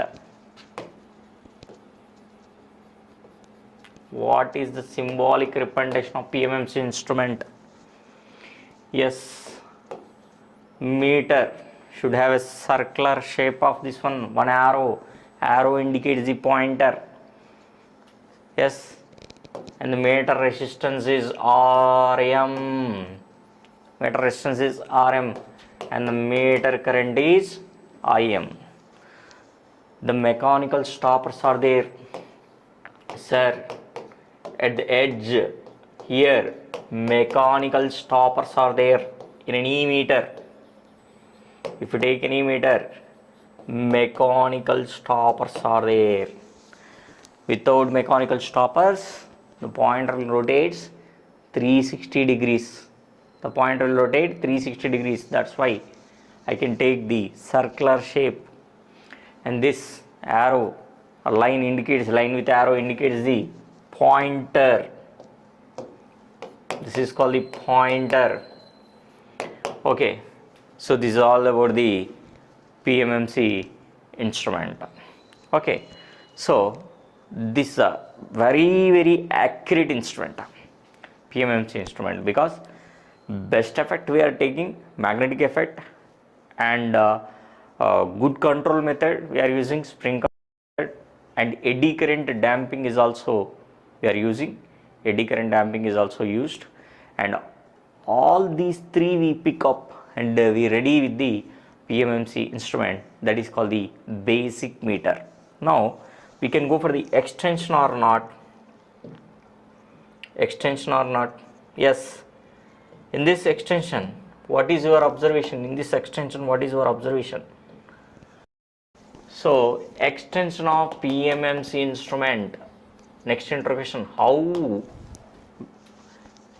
Suppose if a basic meter is given to you, you can convert that basic meter into ammeter, so and so range. You can convert that meter into voltmeter, so and so range. How? So let us check. PMMC. First one is used as ammeter. Used as ammeter, sir. Sir, this magnetic effect or whatever it may be, these are all responsible quantity. The deflecting torque is directly proportional to what, sir? Current. The deflecting torque is directly proportional to current. Okay, and so this is about the basic meter, and meter resistance is Rm. Now the meter current, let us say the meter current is 10 milliamperes. What is the meter current? 10 milliamperes, but I need 100 milliamperes. You can extend this meter to 0 to 100 milliamperes.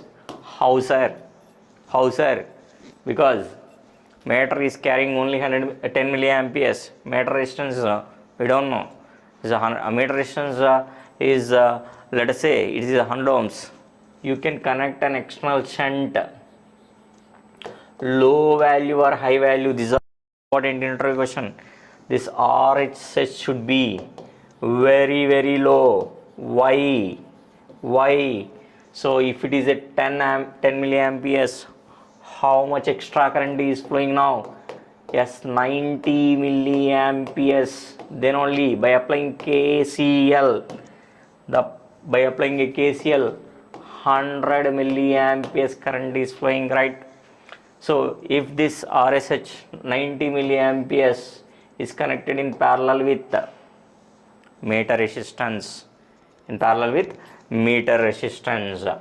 then what is the voltage value? Vm is equal to Im into Rm.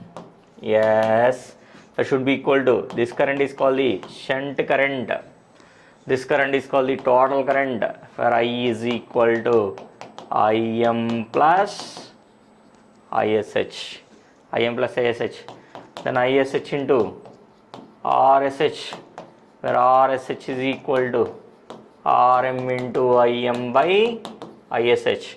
You can express in terms of meter current, then Rm into Im by I minus Im, Rm into by I by Im minus 1, then Rm by M minus 1, where M is a fraction, I by Im. Okay, so you can connect. What is our observation, sir? What is our observation? While you are going for the extension of PMMC used as an ammeter, if you are connecting external resistance in series with this one, then the current is same. In series connection, the current is same. That's why we are going for the parallel connection. Low value of shunt resistance is connected across this meter combination with a value of 90 milliamperes, and the total current is, what is the total current now? Total current is 100 milliamperes. Let's check it, sir. How much extra resistance is required? How much extra resistance is required? So what is the meter current, sir? Tell me, what is the meter current? In parallel voltage is same, that's why equal to Im into Rm, ISH into RSH. So M is equal to I by Im. So what is the meter? 10 milliamperes. What is the total current? I want to get it. 100 milliamperes. M is equal to 10. And RSH is equal to, yes, meter resistance, let us say 100 ohms by 10 minus 1. So 100 by 9. So 9 ones are 11.11 ohms. But what is the meter resistance? Meter resistance is far greater than that of the shunt value of resistance. This is also one more observation, sir. One more observation. One more intro question. While you are connecting a shunt resistance, is that shunt resistance value is greater than Rm value? Is that shunt resistance value is equal to Rm value? So is there any relationship between the shunt resistance and meter resistance while the PMMC instrument used as an ammeter? Okay, so now coming to the next intro question. So how, if a basic meter is given to you, so I can use that basic meter as a voltmeter. So PMMC used as voltmeter. PMMC, how the PMMC is used as an voltmeter. So let us say this, what is the meter current now? Im. What is the meter current?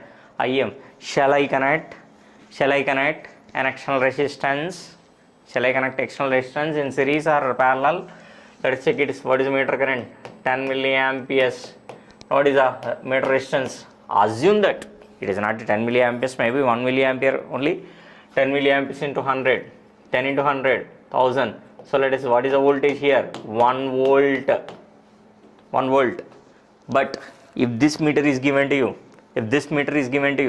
then extend this PMMC instrument to 0 to 10 volts. Extend this meter to 0 to 10 volts. Then you can connect the meter, external resistance meter or external resistance value in series or parallel. If the parallel is voltage is same, 1 volt only, so there is no other option. You can connect Rm is 100 ohms, and what is the value here? 1 volt now. And what is the meter current now? 10 milliamperes. You can connect large value of resistance or small value of resistance, you can check that. So this is called the RSC. Now what is the total voltage I am required?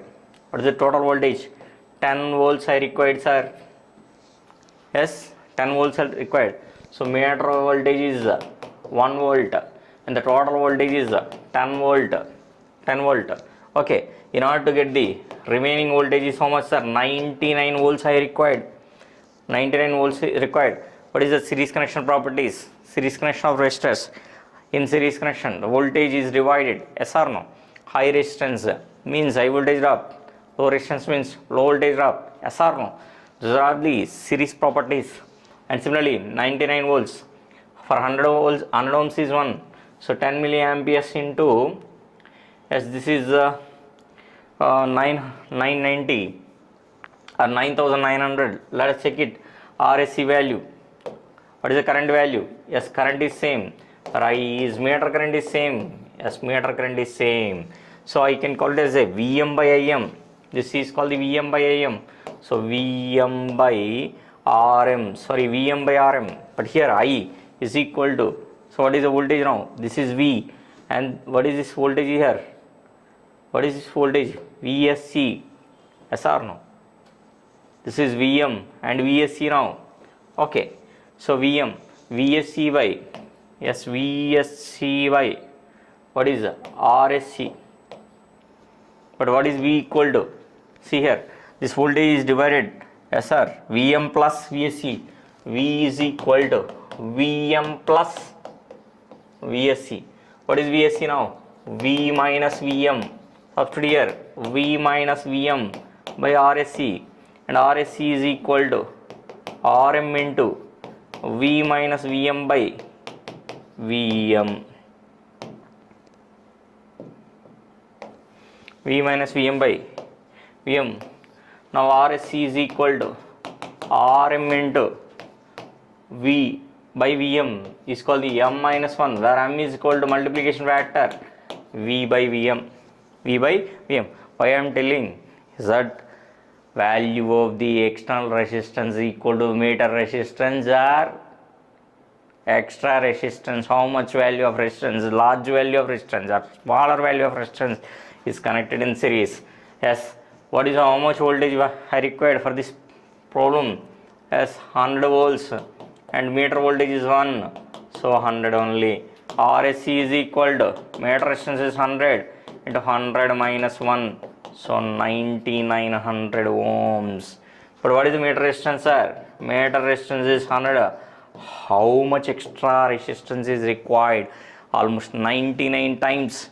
99 times extra resistance is required, large value of resistance is required to get the required ranges. So in an interview, he is asking clearly, if a basic meter is given to you, that basic meter which consisting of 1 milliampere and the meter resistance is 100 ohms, and now I want to you extend that meter to 0 to 10 volts or 0 to 100 volts, how much value of resistance is connected, and large value or smaller value, then you can simply say larger value.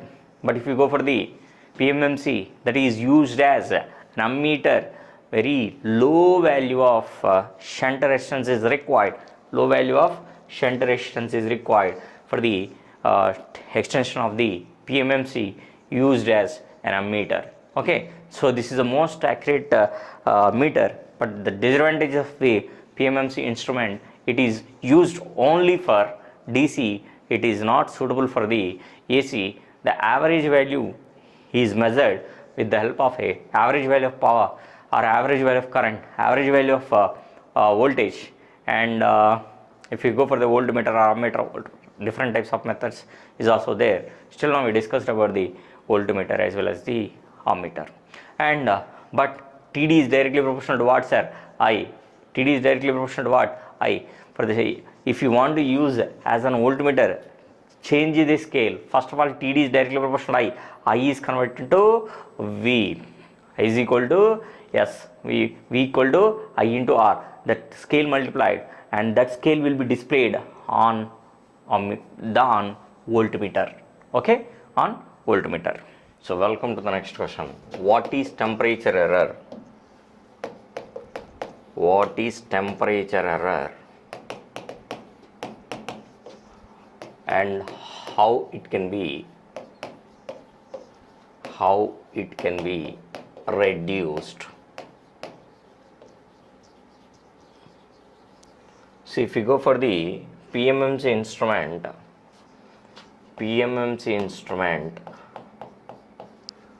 that is used as an ammeter, you can connect an external resistance, that is low value of resistance RSH is connected, and to indicate our required reading. But we are having there are three types of materials are there. One is called the positive temperature coefficient,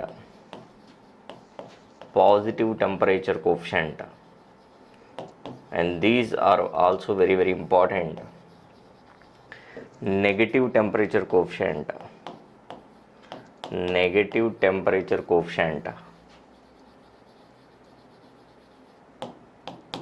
and the third one is zero resistance temperature coefficient. Positive temperature resistance coefficient, negative temperature resistance coefficient, zero resistance temperature coefficient. What do you mean by positive temperature resistance coefficient? Means as temperature increases and the resistance is also increases. The best examples of the positive temperature resistance coefficient are conductors. For a conductors, you can observe that under room temperature, under normal operating temperature, more number of free electrons. It consisting of a more number of free electrons. Once the temperature increases, what will happen? Resistance is also increases. And the negative temperature resistance coefficient means as temperature increases, the resistance of the material decreases. The best examples are the semiconductors and insulators. Semiconductors and insulators. And zero resistance temperature coefficient means as temperature increases, resistance of the material, temperature increases, resistance of the material is almost the same. So what are those materials? You will ask in interview questions. How many questions are covered here? You can see as temperature increases, resistance of the materials are same. What are they? First one is constant.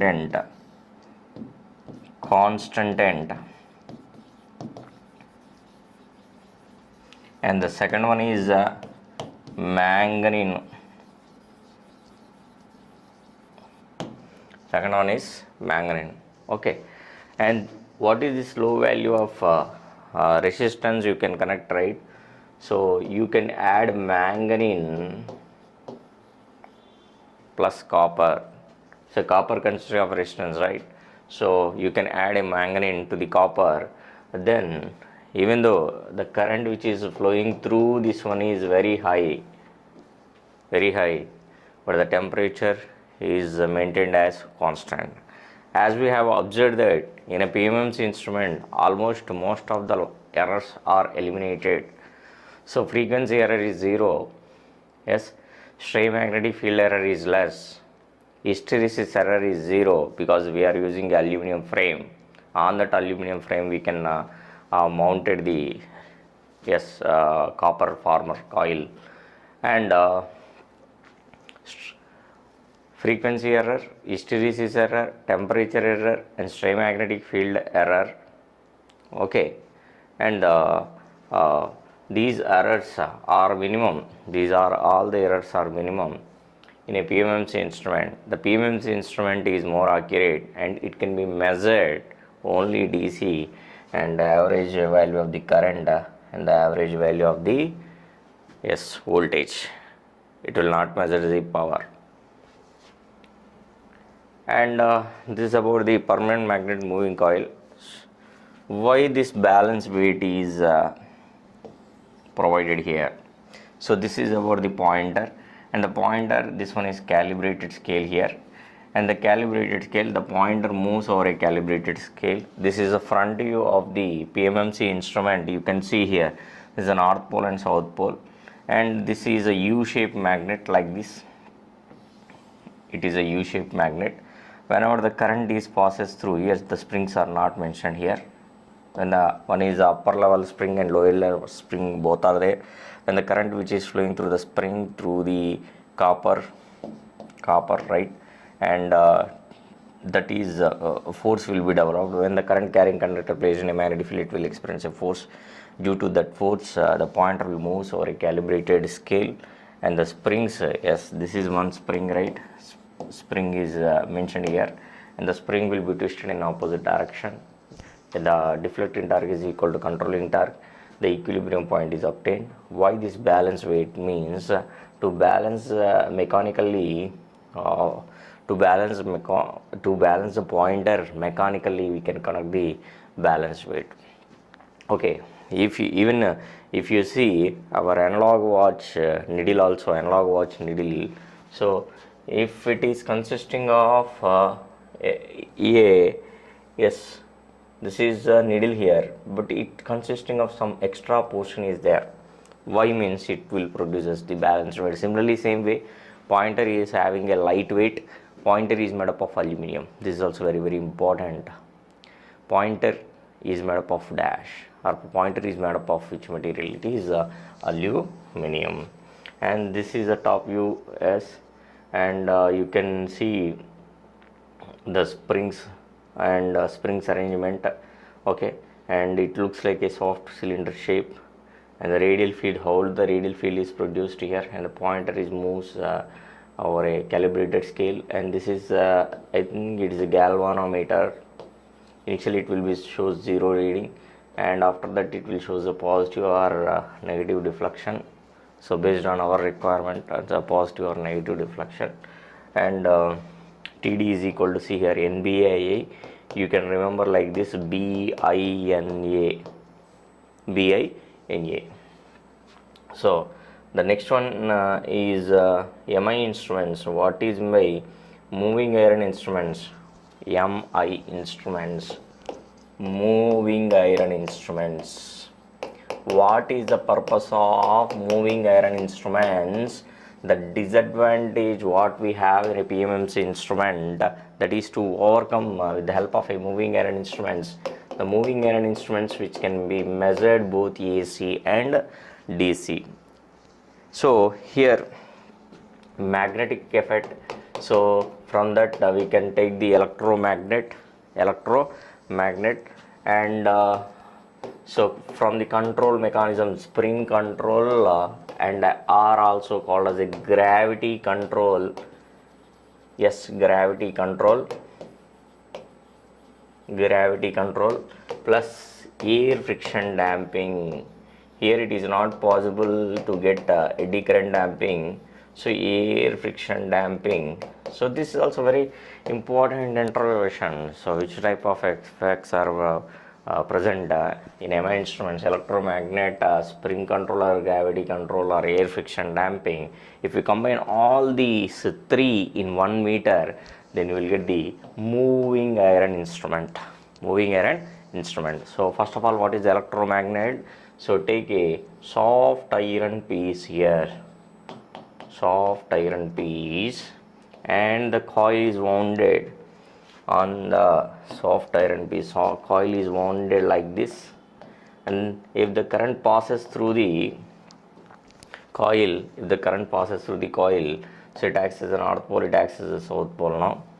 Okay, it will produces a magnetic field. Here you can bring the soft iron disc here. On this you can mount the spindle. Yes, spindle. And these are called the jaw bearings, as we have discussed just now. So what is a purpose of using a jaw bearings? And now if you want to go for the spring, and if you want to go for the springs like this, 1 and 1 dash now, and you can connect the pointer to the spindle, and this is about the calibrated scale. The pointer moves over a calibrated scale. Okay, right? See, once current is flows through the coil, then it will produces a magnetic field, and it attracts the soft iron disc. If attraction force is more, then the pointer deflection of the pointer is also more. See, current increases means flux increases. If flux increases, attraction force increases. If attraction force increases, deflection of pointer increases. So this type of instrument is called the moving iron attraction type. That is called the first one is a moving iron attraction type. Sir, as you said, it is measured DC only. How it can be measured AC? With this combination, with this diagram, how it can measured AC? Yes, definitely it can be measured AC during positive of cycle. Suppose if you are giving a AC here, during positive of cycle the current direction is like this, during negative of cycle is opposite direction. Now it acts as a south pole and north pole, whatever it may be, the flux lines are produced here, and it is attraction force. There is a attraction force between the magnetic field and electromagnet, and as well as the soft iron disc, because there are no poles are formed on the soft iron disc. Okay, so that's why it can be measured both AC and DC. So that is the biggest advantages.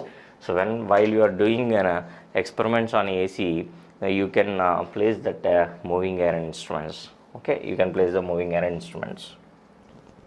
And so this is about the moving iron instruments and with a gravity control. And here the springs will be twisted in opposite direction, and you can use this type of damping is called the air friction damping. Okay, air friction damping. So you should remember all the points. With that air friction damping, accuracy is less. Yes or no? Accuracy is less. Okay, and while we are discussing here, is using a gravity control. If he use a gravity control, means the meter should be placed at a particular position only, and the magnet is cutting like this. So front you like yes, this is the combination. So the coil is like the iron piece is like this. You can place the coil is like this. Now it acts as a magnet. It will produce a magnetic field. This is about the moving iron or soft iron disc. And we are connecting a yes, one is called the balanced weight here, balanced weight of the pointer, balanced weight of the pointer, and one is called the control weight, and this one is called the fixed weight. And here see, you can observe that air friction damping is used whenever it makes the oscillations. Pointer makes an oscillations, TD is equal to DC.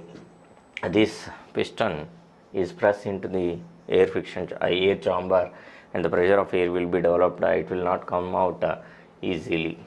Okay, and the next one is called the repulsion type of instruments. Okay, so what is the function of repulsion type of instruments? These type of questions he may ask. Okay, and attraction type of instruments, how it will be measured easy. That is the first interview question coming to the moving iron instrument point of view. So how the repulsion force will be acts, or how the repulsion force will be acts on the MI instruments. So explain it. Okay, and draw the diagram also. And here this is a radial vein. Whenever the current which is here, coils are there at this position, right? Coils are there. What will happen? These two are called the yes. This one is called the movable vein. Movable vein is attached to the spindle, and this one is called the fixed vein is attached to the electromagnet. Okay, whenever the current which is flowing through this coil, and the poles will be same poles will be formed on the fixed vein as well as the, see at the top you can observe that north pole it will be formed, at the bottom you can observe that south pole will be formed. South and south will be repelled, and north will be repelled. See, whenever current which is flowing through the coil increases, and the poles force, repulsion force is also increases. Repulsion force increases means the spindle movement is also increases. I am telling in a simple way, spindle movement increases. If a spindle movement increases, then pointer movement is also increases. And here you can observe that the springs are not carries the current. That is you should remember this point here. Springs are not carries the current. Okay, but in an PMMC instrument, the current which is flowing through the springs, if you want to increase for the more than 50 amperes, more than 30 amperes, what will happen? The springs will be damages, because springs should consisting of a low resistance. And also, yes, but here, sir, shall I go for the higher range of currents? What are the limitations? Next interrogation, what are the limitations of current measurement by using a moving air instrument? So even though the springs does not carry the current, even though the springs does not carry the current, what happened, sir? What happened? Why it is not measured the higher currents? Means if a current increases, yes, what happened to the flux is also increases, and if current increases further, the flux cannot produce the same proportionality due to saturation. Yes, due to saturation, okay. And that's why it is also limited to yes, 30 to 50 amperes only, 30 to 50 amperes. But PMMC is still less, only 30 amperes you can measure. 30 amperes you can measure with the help of PMMC instrument. With the help of a MI instruments, you can use as a lower value of the currents, and this is about the moving air instruments. And instead of springs, we are using a gravity control here, and after that repulsion force means poles will be formed. And the next important one is concentric vane repulsion type of instruments. Okay, how many types of repulsion type of instruments are there? The first one is the radial vane, and the second one is coaxial vane. So it will be rotating like this, same principle, but it is rotating coaxially, and pointer is also moves, and springs does not carries the current, and if spindle moves, then pointer also moves. And what is the deflecting torque equation? What is the deflecting torque equation? Yes, what is the deflecting torque equation? In a deflecting torque equation in an MI instruments,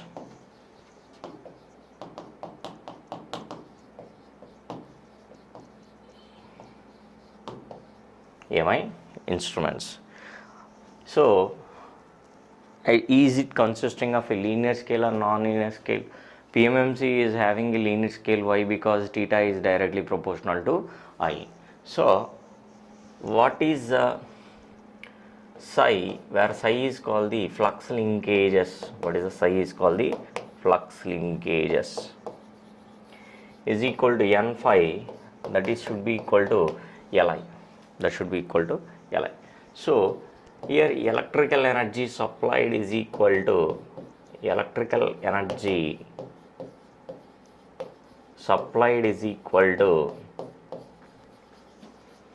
stored energy, change in stored energy. Because we are having a coil, means it consisting of a inductance, some mechanical work done is done.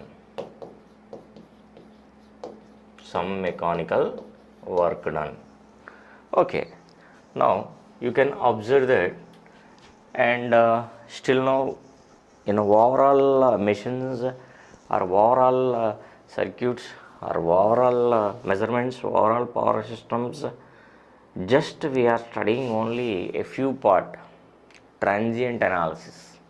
But in overall measurements, we are taking only steady state analysis. Okay, so generally before going to doing the steady state analysis, transient analysis are very important. If some person is comes and switch on the fan, means he is creating a disturbance, means during that particular moment the current will raises, it will not comes to steady state after a few seconds. It will take some time to settle down to steady state after few seconds. Okay, so when the switch is closed, it is called the transient state. What is the definition of a transient state? As we discussed in networks marathon, the electrical parameters such changes with respect to time is called the transient state. But while studying electrical machines also, and you should do the analysis, that is called the transient analysis. In our India, especially in our state, you have a steady state analysis. While you are referring the foreign authors, he gave transient analysis of electrical machines and transient analysis of power systems. Maybe some part is there, I'm not talking about that part, but while you are studying any subject, first of all you should know the transient analysis. Okay, during the transient state, what will happen? Inductor is changes to L to DL, and I is changed to DI. So n d by dt of n phi is equal to d by dt of Li LDI by dt plus I into dl by dt. What is d by dt of n phi? Is called the EMF, right? So that is called the EMF, where E is equal to LDI by dt plus I into dl by dt. But what is the electrical energy formula? EIdt. So LIDI dt will be cancelled, plus I square is dl. But if you go for the change in stored energy, if it consisting of a inductor, means definitely what will happen?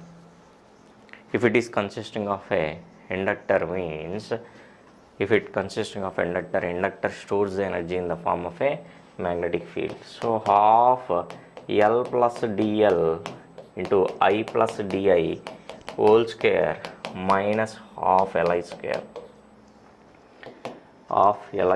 square. So from this you may get this half Li plus LDI plus dl into I. So I square plus di square. So I square plus di square is negligible, plus 2I di. So you can get like this. Yes. So before going to this, one step is needed here. Half L plus dl into I square plus di square plus 2I di minus half Li square. So this is anyway negligible because the di value is 0.1. What is the di square value? Is 0.01. It is negligible. So from this half Li square, yes, ILDI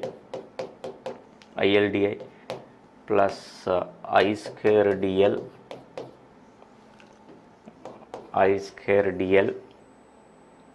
okay, I square dl, and this also dA into dl is also negligible, minus half Li square, and these two are cancelled now, and now you are getting LIDI plus I square dl is equal to ILIDI plus I square by 2 dl plus TD into d theta, that is the mechanical work done. LIDL will be cancelled. TD into d theta is equal to half I square dl, and TD is equal to half I square into dl by d theta, where TD is directly proportional to I square. Why I am telling the derivation means, so derivation you may not ask in the entry examinations, but TD, how the TD is directly proportional to I square or I.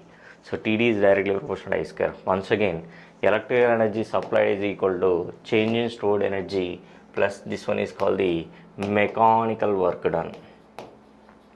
What is this one is called the mechanical work done. If it has TD is directly proportional to I square, If TD is directly proportional to I square, then TC is equal to Kc into theta, and once equilibrium is obtained, Kc into theta is directly proportional to I square, where theta is directly proportional to I square. The first point, the first disadvantage of the MI instruments, it should consisting of it has non-linear scale. It has a non-linear scale, and it can be measured AC as well as the DC. That is the best advantage. And what are the errors are there? Errors in MI instruments. Errors in MI instruments. Errors in MI instruments. So before going to the error, what is the symbol of MI instruments? So this is anyway you know that it represents the pointer, and it has a resistance Rm and inductance Lm also. The meter current is, what is the meter current now? Im. The meter current is Im. It can measure both AC and DC, but errors will be definitely there. For the first, what is the first error is called the frictional error. So the torque by weight ratio will decide the sensitivity as well as the frictional error. So frictional error can be reduced by providing the sharp edges, and jowl bearings are provided to eliminate the to reduce the frictional error. But compared to PMMC instrument, the error is more, frictional error is more. And the second one is called the frequency error. Yes, previously the frequency error is 0 in MC instrument. Now the frequency error is present. Why? Because if it is suitable for 50 Hz or Indian frequency, then frequency is present and the error is also there. And how you can eliminate the frequency error? How you can eliminate the frequency error? That is also very, very important. So if error is there, you have to reduce, right? So frequency error reduction method. Okay, so reduction. So now next interrogation. So frequency, how the frequency value will be, frequency error will be reduced.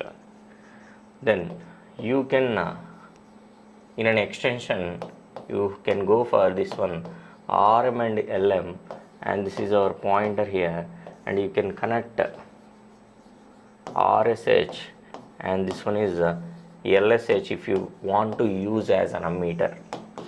If you want to use as an ammeter, you can go in this fashion. Now you can go in this fashion. Now why we are connecting a shunt, I already explained. And time constant of this circuit, Lm by Rm, that means time constant of meter is equal to time constant of shunt, LSH by RSH. If both are equal, Lm by Rm is equal to LSH by RSH, and it is independent of frequency. It is independent of frequency.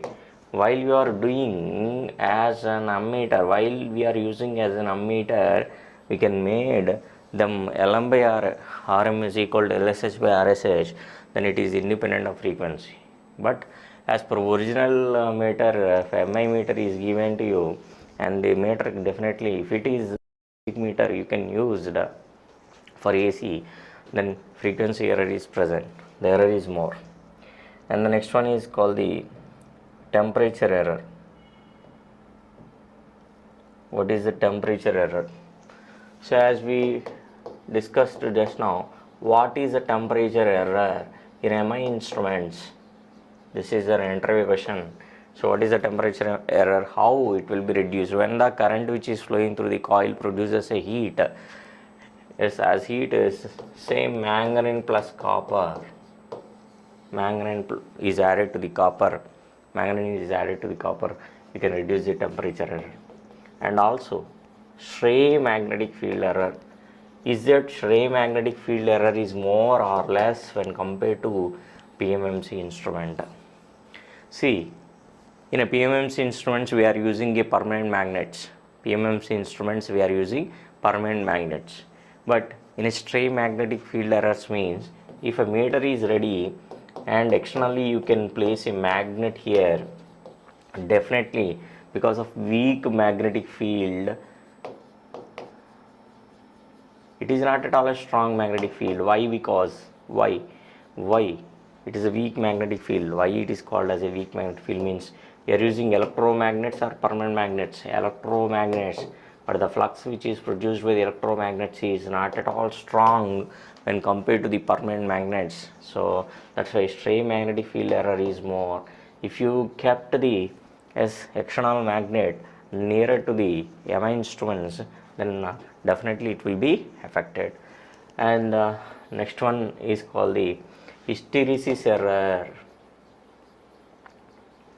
So hysteresis error, what is meant by hysteresis error is that more or less, what is the hysteresis error value? Definitely hysteresis error is not equal to 0. Why? Because we are using which type of disc here? Soft iron disc. Which type of disc here?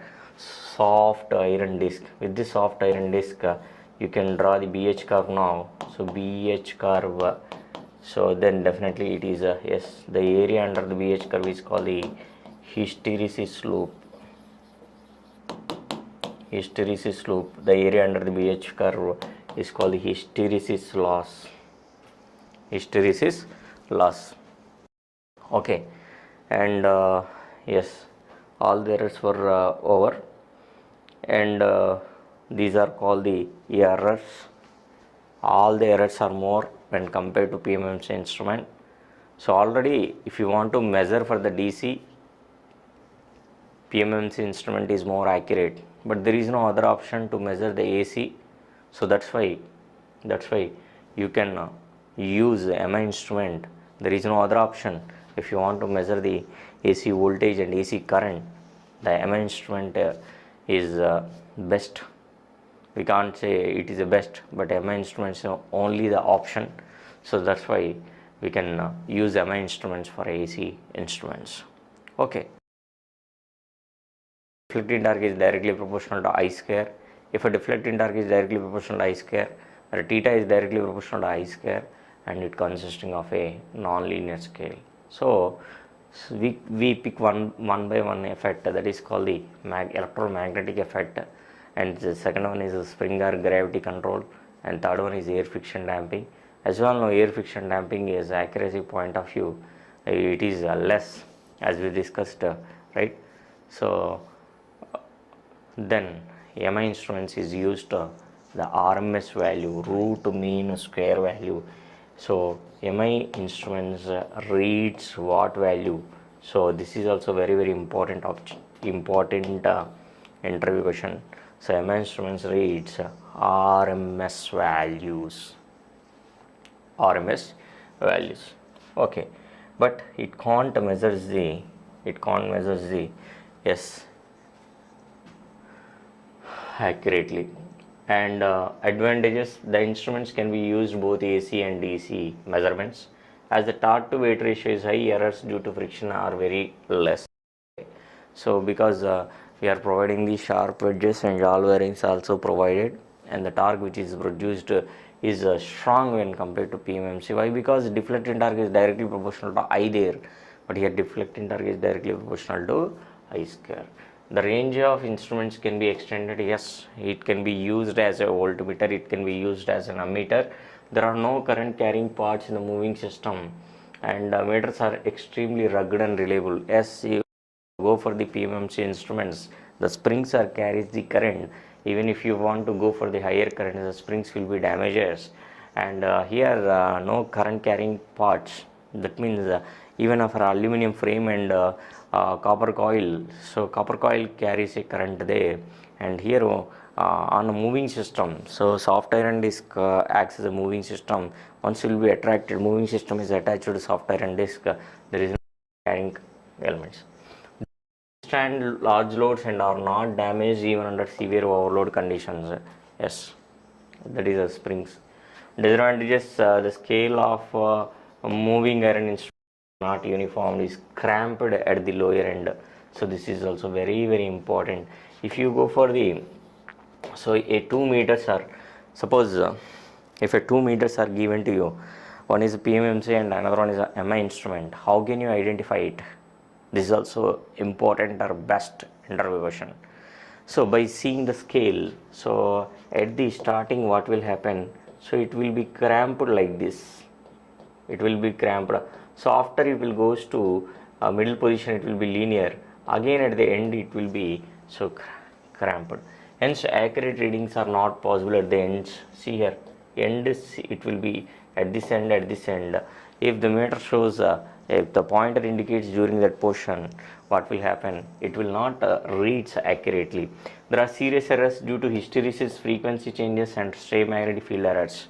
So what I told just now, so all the errors are there, and the power consumption is on higher side. Yes, exactly, power consumption is also more. And the errors in moving an instruments, yes, hysteresis, temperature, stray magnetic field error, frequency error and eddy current error. Yes, eddy current damping is not used here, and in a soft iron disc it will be moving like this. So it is experienced with alternating magnetic field and EMF is induced and the current is flowing. So this current is called the eddy current. Eddy current. Okay, and this is about the moving iron instrument. Moving iron instrument. So, and how many interview questions are covered? See, what is an MI instruments? Is MI instruments? Why MI instruments is used both AC and as well as the DC. Our MI instruments is measured which type of quantities, AC or DC. Okay, and what are the errors are there in MI instruments? What is the deflecting target equation in MI instruments? And is that springs carries the current? No, springs does not carry the current, but deflecting torque, the springs may it will goes to saturation position. Once it will be overloaded, the flux goes to saturation position, the meter is produces a more error. Okay, if a circuit is given to you, I am applying a DC voltage and passes through the MC instrument,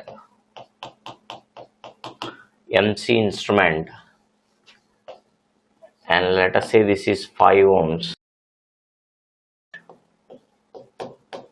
Spring is damaged here.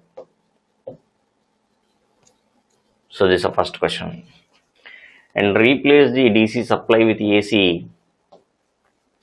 Replace the DC supply with AC. And this instrument is MI instrument. Moving iron instruments. How can you identify the MI instruments and MC instruments? And suppose if it is ammeter, so it will shows A underline. Underline means DC. R, that is one method. And R, by seeing the scale, by observing the scale, we can tell that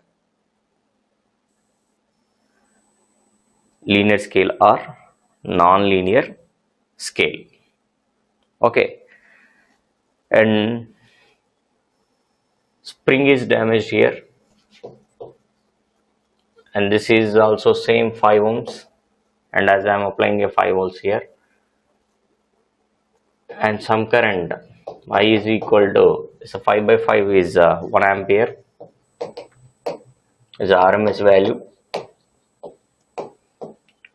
value, and here also springs are damaged. The most important, springs are damaged. What will happen? Tell me. So these two are the best interview questions and one of the IES Indian Service Examinations. In this condition, it will shows watt reading and it will shows watt reading. That is very important. When the current is flowing through the springs, once again you can recollect the pictorial view of or diagram of MC instruments. So this is let us say 1 and 1 dash, here 1 and 1 dash. If a springs are damaged here, springs will be break down, then the current which is flowing through the spring is 0. If current flows through the spring is 0, then current flows through the coil is also 0. If current flows through the coil is 0, then the deflecting torque is 0 and the meter shows 0 reading.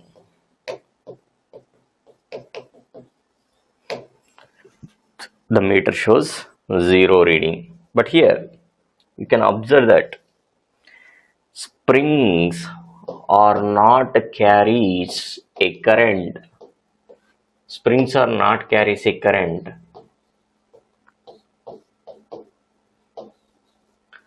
Yes, you can connect the pointer here. Springs are what happened to the springs. So springs are damaged means here nothing is absent. TD is directly proportional to I square here. TD is directly proportional to I square.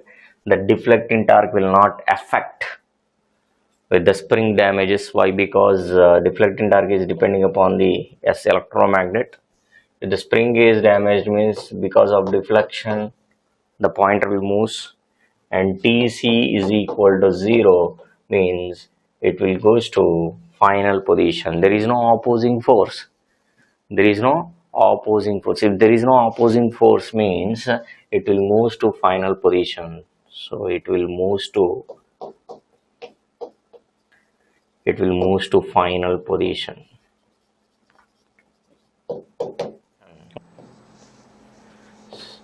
So what is electrostatic instruments? What it measures? Electrostatic instruments.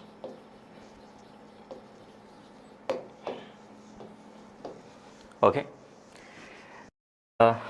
In this electrostatic instruments, deflecting torque is half V square dc by d theta. If you take two plates and the two plates are charged like this, and one is called the fixed plate now, and another one is movable plate.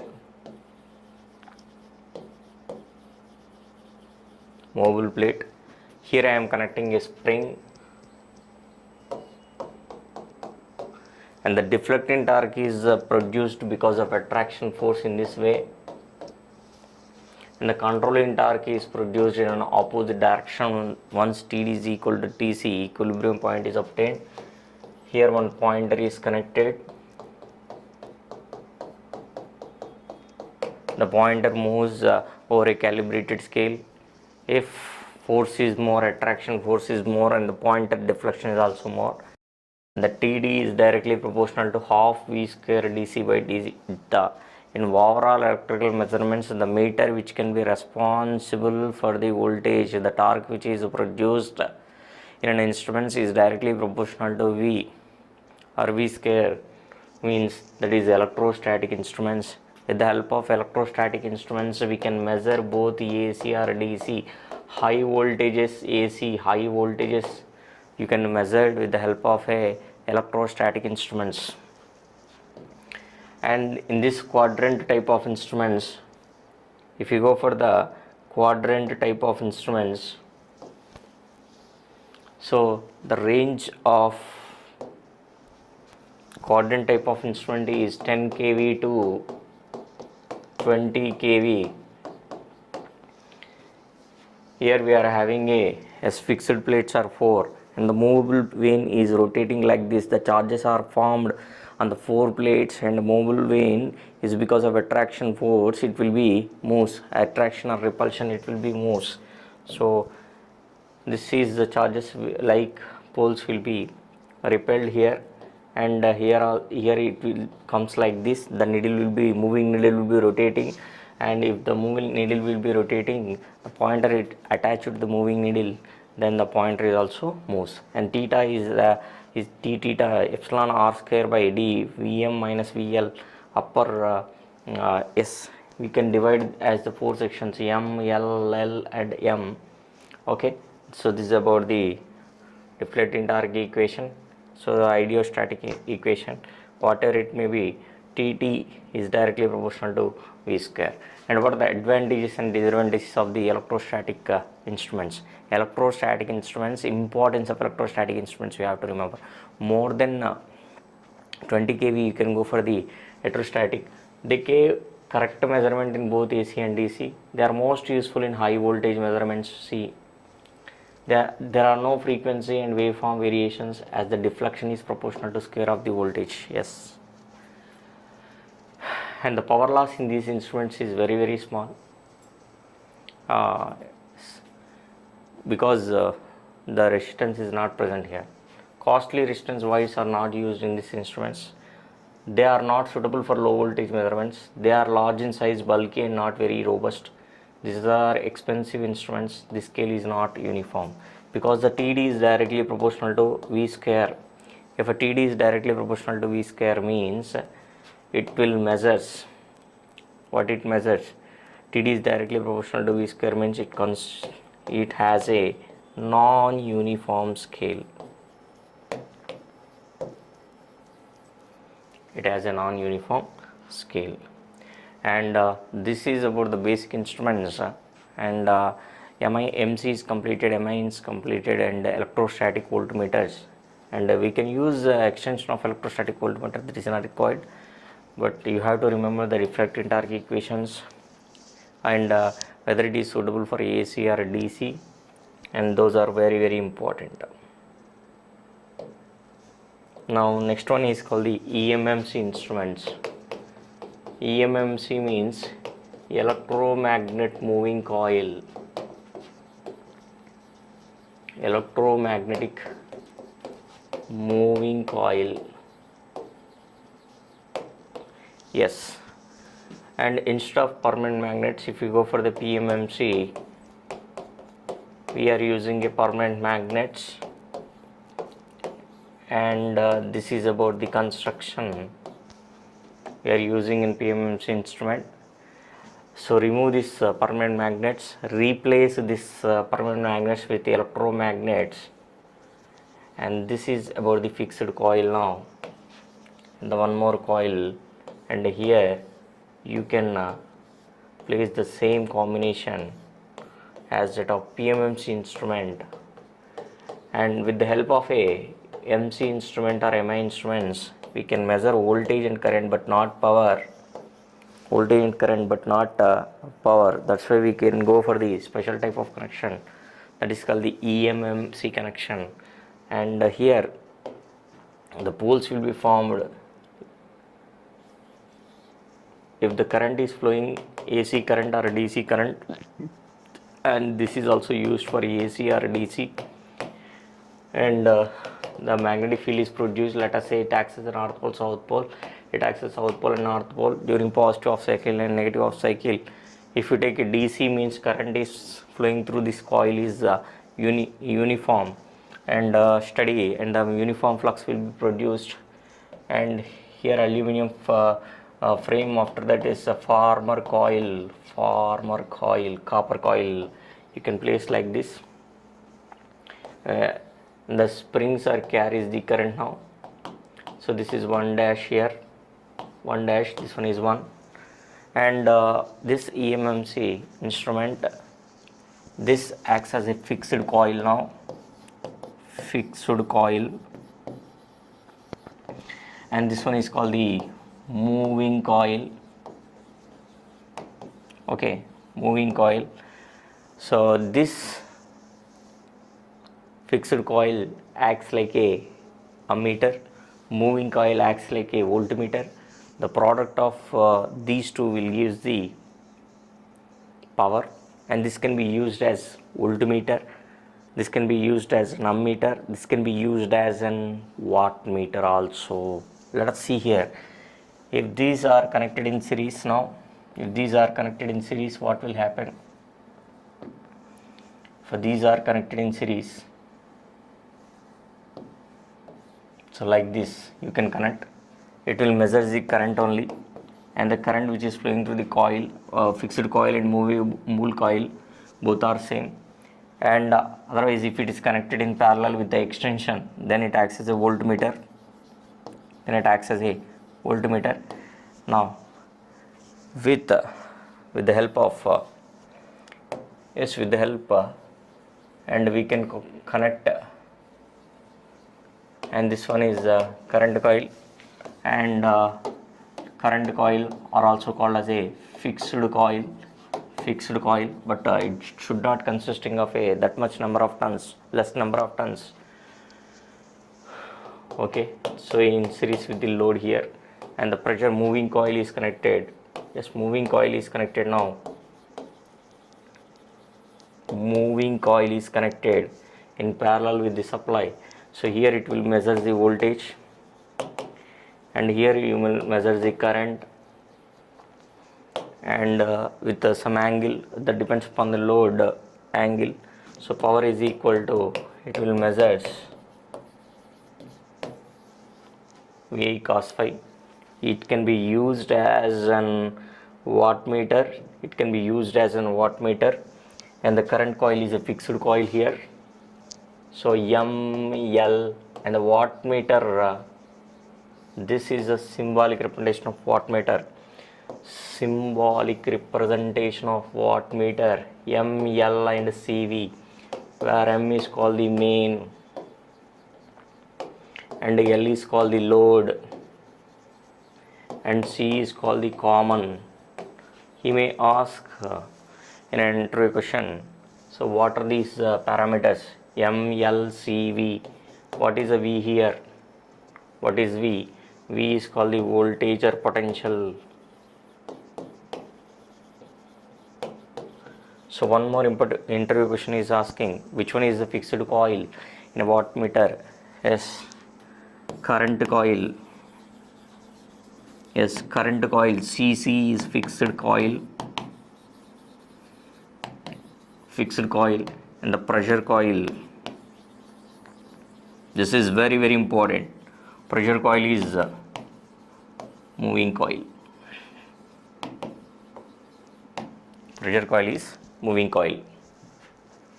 So this is about the wattmeter, and with the help of a wattmeter you can measure the AC power and also DC power, but which is accuracy is less when compared to MI instruments. Which type of magnet we are using? Electromagnet. So electromagnet we are using electromagnet. Stray magnetic field errors are more in EMMC instrument when compared to MI instruments. See which one is accurate? PMMC is most accurate, but disadvantage is it is used only for DC. And MI instruments. So MI instruments is used for both AC and DC, but more errors are there when compared to PMMC. And next one is called the EMMC instrument, and there is no other option to measure the power. So that's why EMMC is electromagnet moving coil is used for the designing of a wattmeter. Right? So this is about the EMMC instrument. So what are the errors are there? Same errors, that is called the frictional error. So you can reduce the frictional error, but the torque which is produced in EMMC is moderate. And next one is the frequency error. Yes, frequency error is present. Why? Because we are using for the AC to measure the AC power. And next one is the stray magnetic field error is more when compared to MI instruments. So error is more here. And next one is eddy current error. Yes, eddy current error is eliminated here. Why? Because we are using a aluminum frame. On that aluminum frame we are using a copper coil, and this error. And next one is hysteresis error. This is also less. but overall point of view you can see that in an overall point of view EMMC has more errors. Yes. What is the deflecting torque equation in EMMC instrument? So in an EMMC instrument, deflecting torque dd is equal to I1 I2 cos phi dm by d theta, where the I1 is the current flowing through fixed coil, I2 is the current flowing through moving coil, and the angle between the I1 and I2 is called the power factor angle. And this is dm, where dm is called the mutual inductance. Which meter will work on the mutual inductance principle is called the which meter will works on the mutual inductance principle is called which? Tell me. EMMC instrument, electromagnet moving coil instruments. Suppose you can have so this is called the fixed coil and as well as the moving coil. So RS. Now both are connected in series, then I is equal to I1 is equal to I2, and the deflecting torque is directly proportional to I square cos phi dm by d theta. It should consisting of a non-linear scale. So this is as EMMC as ammeter, Okay, so how can it work is voltmeter. So how can it work as an voltmeter? So you can connect it in parallel. So this is called the as fixed coil and as well as the moving coil. Both are connected across like this. Then I is equal to V by RS, and this should be equal to I2 is also is equal to V by RS, then I1 is equal to I2, then TD is equal to V square by RS, the cos phi dm by d theta. Okay, and if a cos phi value is equal to 1 here, and here also if you neglect the cos phi, because there is no angle, because if both are same there is no angle, this will is equal to 1, TD is directly proportional to I, and now TD is directly proportional to V square. It will work as EMMC works as voltmeter. EMMC work as a voltmeter. And now so EMMC, how it will be acts as a wattmeter as we discussed just now, but with the angle I will explain. So this is called the ML, and CV is connected. CV is called the pressure coil, and this is called the current coil, and the MC should be externally you can make the MC is shorted. If MC is shorted, what will happen? So this is about the load, and the load voltage is VL and the load current is IL, and the current coil resistance is R. Now measured power is equal to true power. What is the true power? True power is equal to VL into IL. So true power plus I square into R. So measured power minus true power is equal to I square R. If this type of connection is made, the error will be produced due to the current coil resistance, and percentage error. So percentage error is equal to PM minus PT by PT into 100. So 100, that should be equal to I square R by VL into IL. So I square R by VL into IL, then IL into R by. So you should make the current coil resistance should be minimum, and you can IL is equal to VL by R. Yes, the resistance of the load should be minimum. And if LC connections, if you go for the LC type of connections,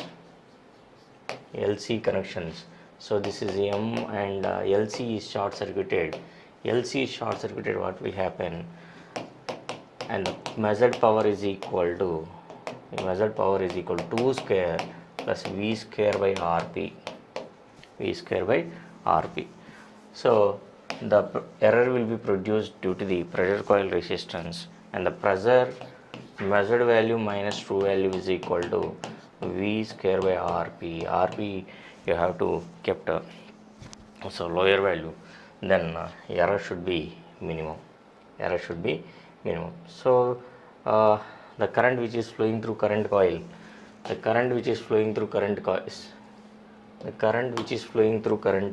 is M and L. Let us say this is I1, and the current which is flowing through the pressure coil is I2, and the angle between, if I am taking so load terminals, the voltage, if you take a load terminals, I2 is in phase component, so this should be more resistive. Ideally say it should be more resistive. So I2 is in phase with V2, and the I1 is lags or leads. That depends upon the load power factor. So TD is equal to now I1 and I2. The angle of these two, yes, it will produce a power factor dm by d theta. And I1 is called the load current. But I2 is equal to V by Rp cos phi dm by d theta. So then you will get the VI cos phi, then TD is directly proportional to active power. Okay, now see LC connection. What are the errors of LC connections? What you want to is what is the remedy? If you go for the LC connection, V square bar Rp is more. So for that connections, you can connect a compensating coil in series with the pressure coil. So this compensating coil, what will happen? Compensating coil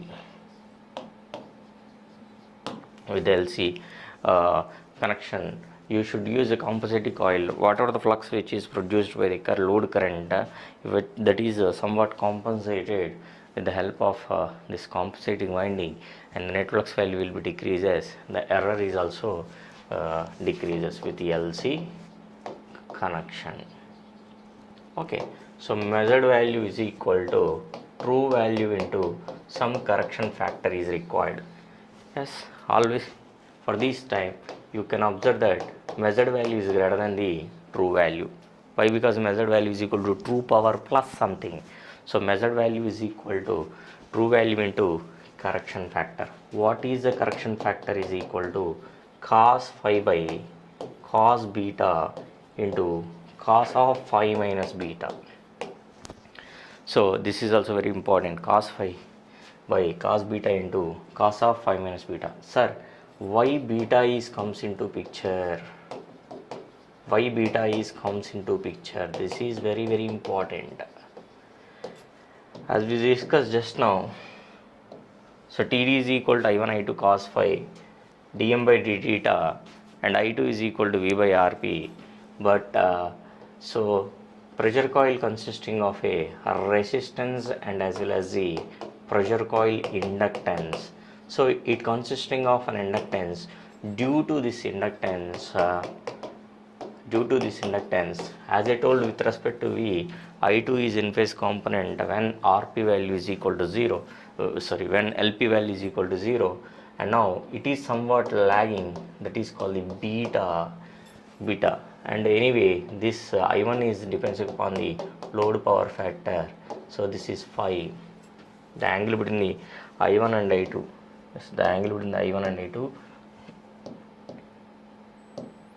Is phi.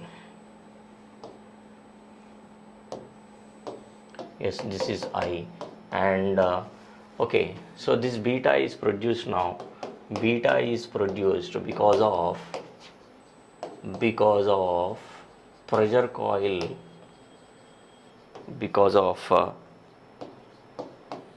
pressure coil inductance.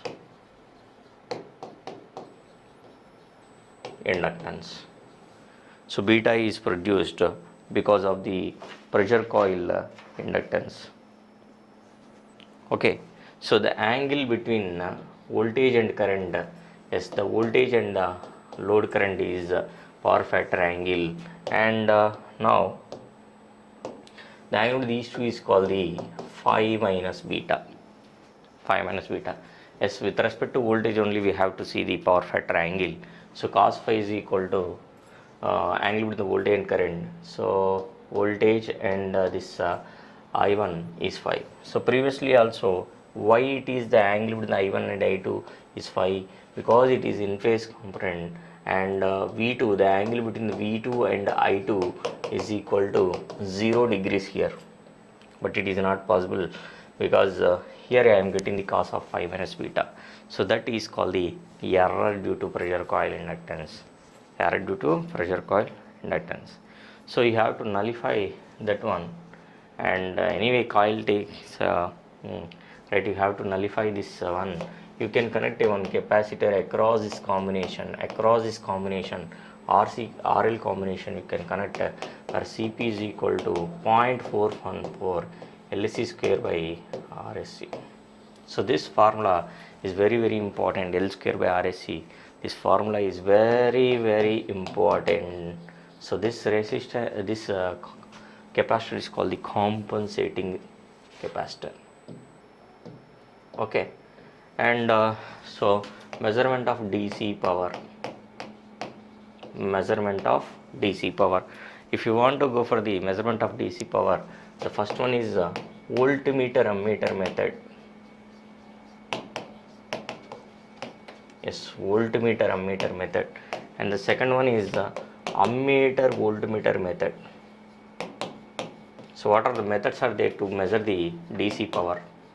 So we will conclude what is the error value and what is the percentage error value. So what is the error value and percentage error value? So error is equal to error in EMMC instrument or error in wattmeter.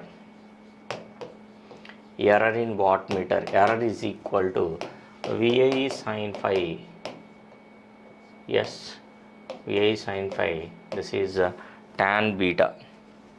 And if you go for the percentage error is equal to VI plus or minus tan phi tan beta, into 100, plus or minus tan phi tan beta into 100. So this you have to remember. In a wattmeter, error is equal to VI sin phi tan beta, and percentage error is plus or minus tan phi tan beta into 100. Yes, now coming to the interview question, the DC power. So voltmeter ammeter method and ammeter voltmeter method. So if you go for the VA method, voltmeter ammeter method, so first of all you should connect a voltmeter, and then you should connect a ammeter, and this is the load here, and this voltage across the load is VL, and the meter voltage is VA. Now V is equal to, power is equal to V into IL. What is V now? So VL plus VA into IL, and VL into IL plus VA into IL, and VL into IL is called the true power, plus what is VA IA into IL square into RC, where this is called the current coil resistance. The meter which is connected to the load produces a error.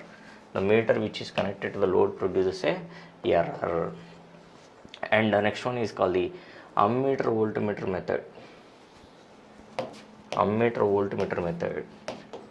So ammeter voltmeter method.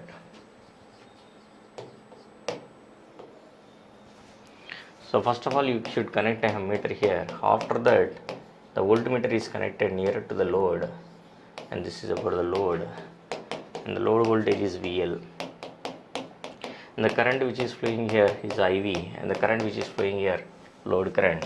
So then apply the KCL. Measured power, so you should remember the measured power is greater than true power. Measured power minus true power is equal to I square RC. The pressure coil resistance will produce as error. Measured power is equal to VI. So V into IL plus IV. So VLIL plus VLIV.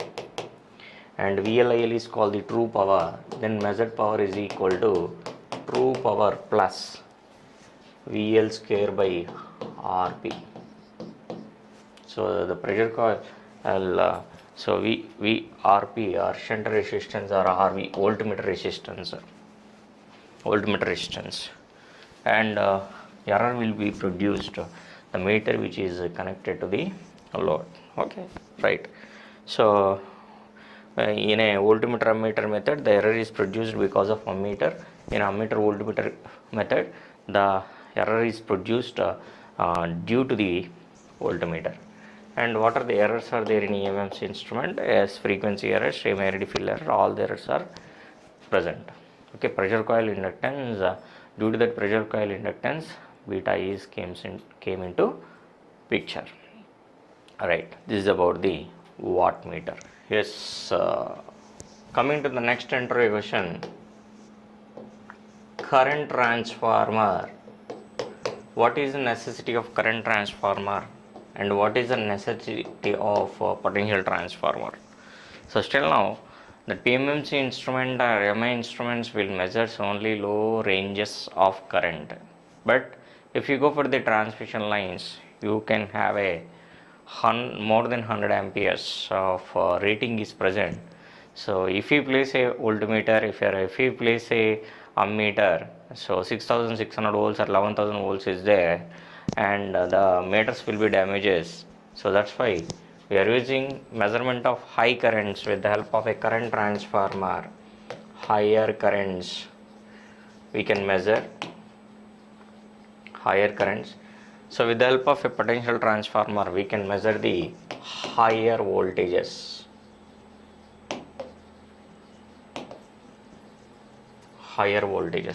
Okay, and how it will be means, let us say this is called the R phase and Y phase and B phase, and it should line which is carries a current of 100 amperes. Now this 100 is converted into 5 amperes. This is converted into 5 amperes, 100 by 5 amperes, and this is called the current transformer. This combination is called the current transformer. Okay, and input current is more higher, 100 amperes, and the output will be 5 amperes only. That 5 amperes can be easily detected with the help of a ammeter. And so let us say this is called the 3-phase load. Now we are going for the transmission lines also and loads. You can place what is the voltage between these two is called, let us say this is 11,000 volts, 11 kV is generated at the generating station. With the help of a voltmeter you can't measure, so you can connect a potential transformer like this. So potential transformer to, so 11,000 volts to 600 volts.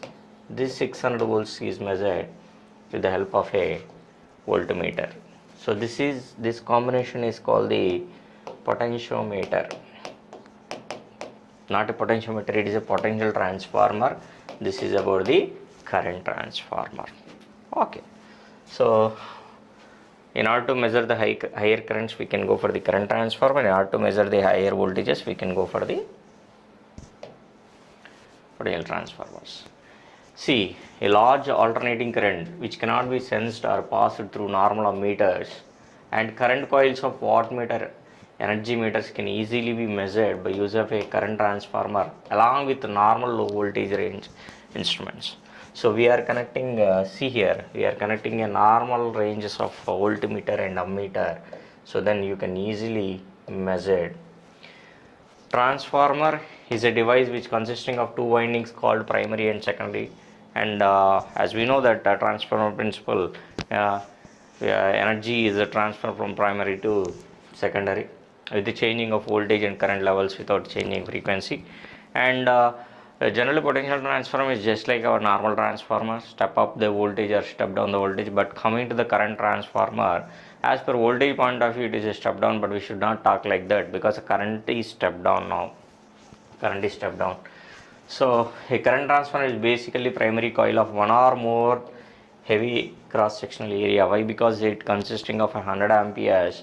So I is directly proportional to cross sectional area of the conductor, and area should be more thick cross sectional area, and secondary should consisting of a lower current, means and the area will be less and the current is also less, resistance should be more. So this is about the current transformer, just now we discussed, right? For transformation ratio also, and the N2 by N1 is equal to I1 by I2. And one more thing, why secondary of CT should not be open? This is the best interview version, we have to face it. And this is about it's a current transformer which is having only 2 turns, and if so I will draw in another fashion, then you can easily understood that.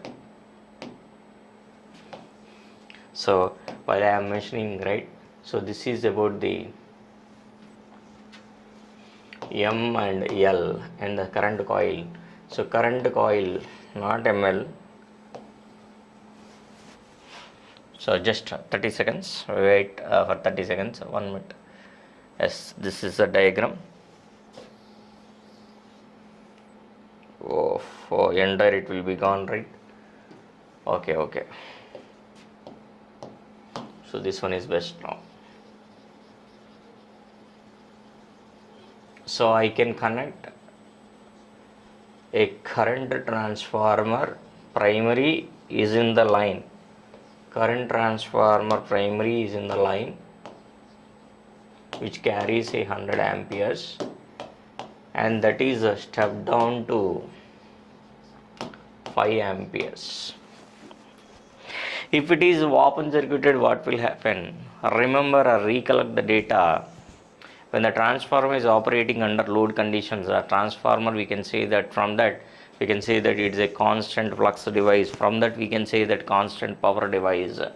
So if you go for the normal transformer, if a transformer is loaded, if a transformer secondary is loaded, what will happen? Load current is flowing now. If this load current, secondary current, opposes the main field flux, opposing flux will be produces, the net flux value will be decreases. If a net flux value will be decreases, EMF decreases. If EMF decreases, means it will draws the additional current. If this additional current phi 1 dash is produced, once phi 1 dash and phi 2 will be equal, then both are equal and opposite, and both are nullified. So both are nullified. The flux in the transformer is always constant. That's why the transformer is also called as a constant flux device. Okay, once again.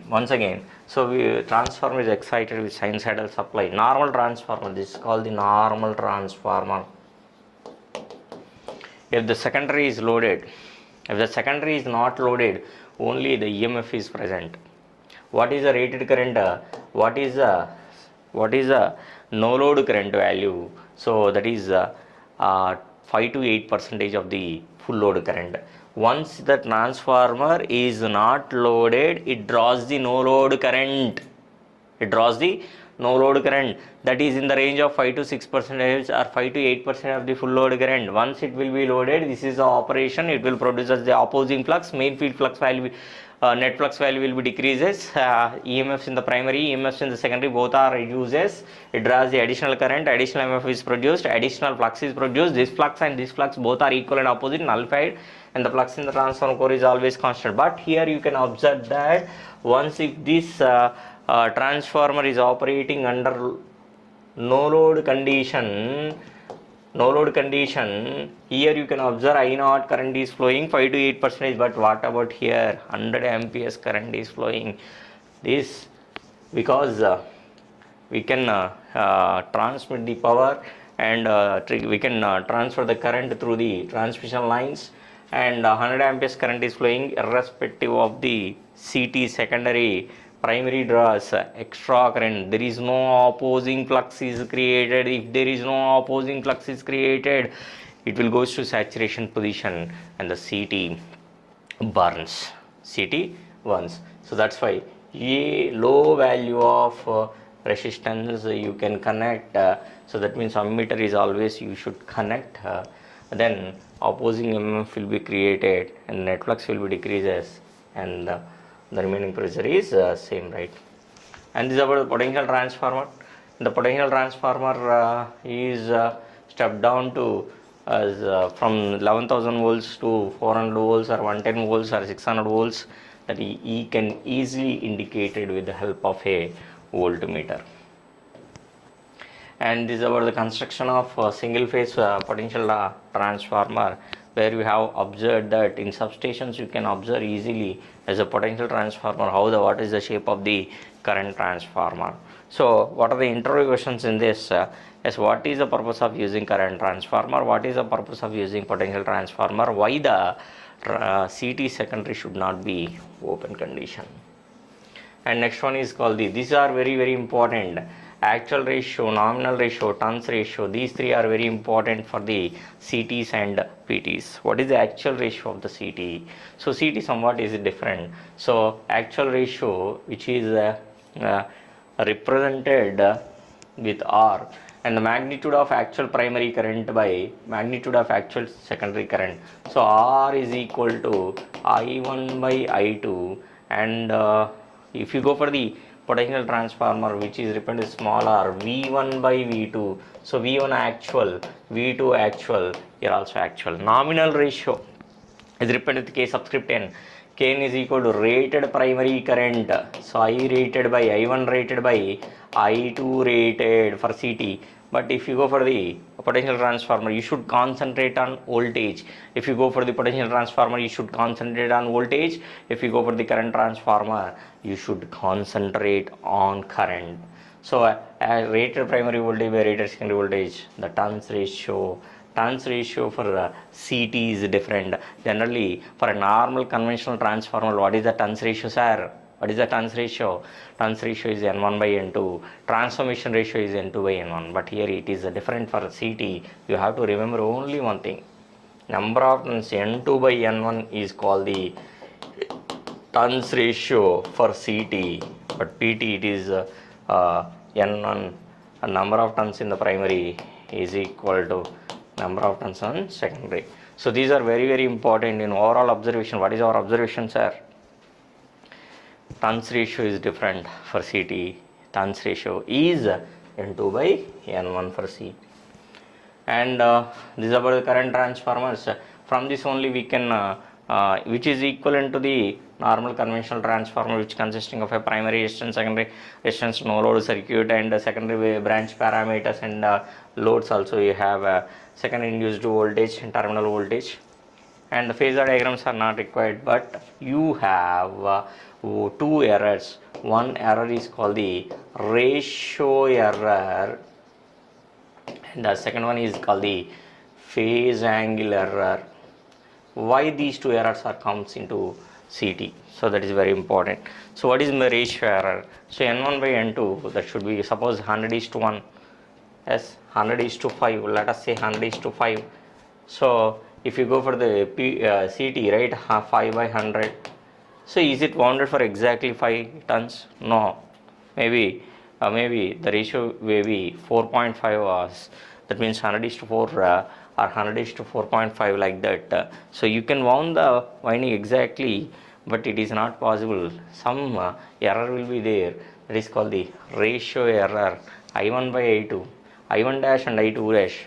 So is also maintained exactly 180 degrees. 180 degrees, that is also not possible. That's why we are getting the phase angle error. So this you have to remember. Ratio error is equal to N plus Im sin delta plus Ic cos delta by Is. What is Im means magnetizing component of the current, and what is Ic means core loss component of the current. What is Is means Is is called the secondary current, and N is called the turns ratio. So this portion we can call it as a error. This portion we can call it as a error. Okay, so ratio error where N is equal to N1 by N2. Okay, or this portion due to the shunt branch parameters. What are the shunt branch parameters are R0 and X0. Due to that R0 and X0, we are getting the error where delta is equal to angle between the secondary voltage, induced EMF, and the secondary current is called the delta. Okay, now so this is about the phase angle error. In power measurements is must the phase of the secondary current is displaced exactly 180 degrees, where I1 dash is equal to K times of I2. Here you can see that IS, so exactly 180 degrees is possible, right? Then only you will get the N times of IS. But so practically some error is there. What is the phase of the secondary voltage is displayed exactly 180 degrees from that of the primary voltage of for potential transformer. So if you go for the current transformer, you should concentrate on currents. If you go for the potential transformer, you should concentrate on voltages, where theta is equal to, so this components is only magnetizing component of the current, and also core loss component of the current. Only these two components, only due to these two components, the error is produced. And deviation of the phase angle for the transformers, and errors in current transformer, there are two errors. One is called the ratio error and another one is called the phase angle error. So ratio error can be defined as Kn minus R by R.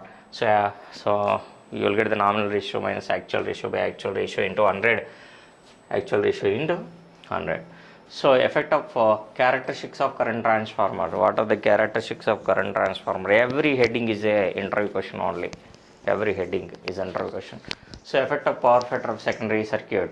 So this depends upon the burden on the secondary, and so ratio error and phase angle error. Effect of change in IP. IP is also changes due to its a core loss component and a magnetizing component of the currents are dominating. Effect of change in burden on secondary. So increases volt ampere rating increases. If a burden increases, what will happen? So the CT rating, volt ampere rating, PT is also volt ampere rating. So secondary flux increases, which induces more voltage on secondary. Due to this, error also increases. Therefore, secondary burden means more error. Secondary burden means it is more error.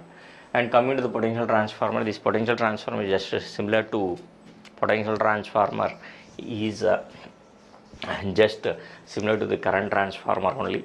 Okay, and normal conventional transformer, where they are focusing in a current transformer as current, now it is voltage, and this is about the not required.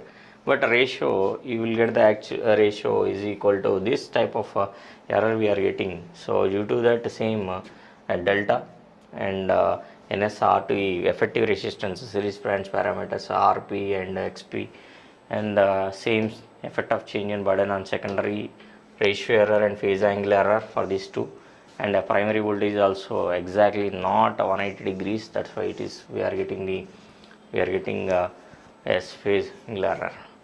And how we can reduce the instrument transformer errors, that is also very important. How we can reduce the errors in the instrument transformers? So by reducing the core losses and magnetizing component of the current.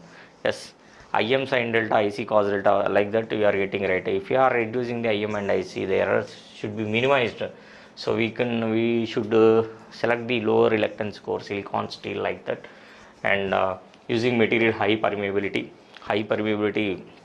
minimum excitation current is required to produce a maximum flux, providing smaller magnetic parts to the flux, and larger cross section of area of the core, and flux density in the core is low value. Reduction of resistance and leakage reactance. Yes, so if you take the resistance value, effective resistance R2E and X2E value, also the potential transformer errors will be reduced. Trans compensation is also required, and this is Advantages and instrument transformer. This can be normal range of voltmeter and ammeter cannot measure the higher values of ranges. That's why we are going for the extension as a CT current transformer and as well as the potential transformer.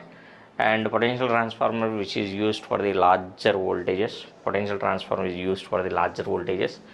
And the rating of low range metal can be fixed irrespective of the value of high voltage or current to be measured. And these transformers isolate the measurement from high voltage and current circuit. Yes, why we are using a transformer? So the primary which is carrying a large current, if it is a CT, and the secondary is isolated or not. Yes, primary and secondary is isolated, electrically isolated, sir, but it is a magnetically coupled circuit. And this ensures the safety for the operator and makes the handling of the equipments easy and safe. But while you are doing experiments in laboratory and the voltmeter carries the ammeter carries the current, and voltmeter which is having a voltages, this can be used for operating many types of protective devices released. Several instruments can be fed economically by single phase transformer. And disadvantages: the only disadvantage of this instrument transformer is that they can be used only for AC circuits, not for a DC circuits, because as you all know, if a DC supply is given to a transformer, the transformer burns because there is no relative motion between the magnetic field and set of conductors, and it will draw the excessive current without producing an EMF, and that's why. So these are having a advantage, and this is suitable only for measuring the AC. From overall conclusion, what is our conclusion from CT and PT? And CT can be measured the higher currents, and PT can be measured the higher voltages. And why the CT secondary should not be open condition? And also, if you go for the potential transformers, ratios are also very important, and the errors in current transformer, errors in potential transformer, and what are the applications of CT and PT, and what are the advantages of CT and PT, and what are the disadvantages of CT and PT. So this is about the current transformer and potential transformer. So if you are going for the testing of instrument transformers, practically you can go for the different methods. So one of the method I have mentioned is a mutual inductance method. So with the help of a mutual inductance method, I can absolute methods and comparison methods are there, but so I can use the mutual inductance method to measure the to test the instrument transformer. While you are buying any meter or any electrical equipment or any item, so before that, that will be that was tested in the laboratory. Once it will be okay, then only so it will release into the market. Okay, so CT is testing of CT, and this is another method to measure the testing of I need not go to operation in depth, but SIPZ method is a comparison between CT testing. This is also very important nowadays. In our in syllabus also it is removed, SIPZ method, but this is very important to measure the strength. So Arnold method. So this is also, in this method, CT under test is compared with the standard CT, and these are all for the testing of meters. And the phase sequence indicators and the rotating type, and as well as called the starting type, so static type. So rotating type means a direction of the rotation. So based on it will be rotating in a clockwise or anti-clockwise direction. So RYB. So supply is rotating like that, generator is rotating RYB, and if this meter is rotating in RYB sequence, then phase sequence is matched. And a phase sequence, in order to know the phase sequence also, you have a synchroscope. Synchroscope means in order to match the phase sequence, you can use this type of instruments nowadays, electrodynamometer type or moving air type of synchroscopes. Okay, so and with the help of a synchroscope, where we have to kept this synchroscope, and once under normal operating condition like this, and it will be bus bar. See, the process of switching off and alternating with common bus bar without interruption is called the synchronization. The machine which is used to synchronized with the bus bar is called the incoming machine. So we are a running machine as well as the existing machine as well as the incoming machine, running machine and incoming machine. So the while you are going for the parallel operation of the synchronous machines, while you are going for the parallel operation of synchronous machines, you first of all one of the criteria, so one of the necessary condition, mandatory condition, so phase sequence should be matched. R is given to R, Y is given to Y, and B is given to B, so that with the help of a synchroscopes we can match the phase sequence. So coming to the next question, so measurement of energy. So because of lacks of time, so I will explain in briefly. So what are the components are there in to measure the energy? What is the energy? Energy is integration of power dt. So P1 T1 plus P2 T2, so on P31 into T31. If it January will, February will means you will get 28 days. Okay, so daily power consumption multiplied with the time, how many hours you are used, so in days multiplied with days, then we get the energy. So with the help of energy meter you can measure the energy. And here, so we are having two magnets. One is called the shunt magnet, and in between we are having one disc. So this is about the series magnet, and this one is called the aluminum disc. So this one is braking magnet.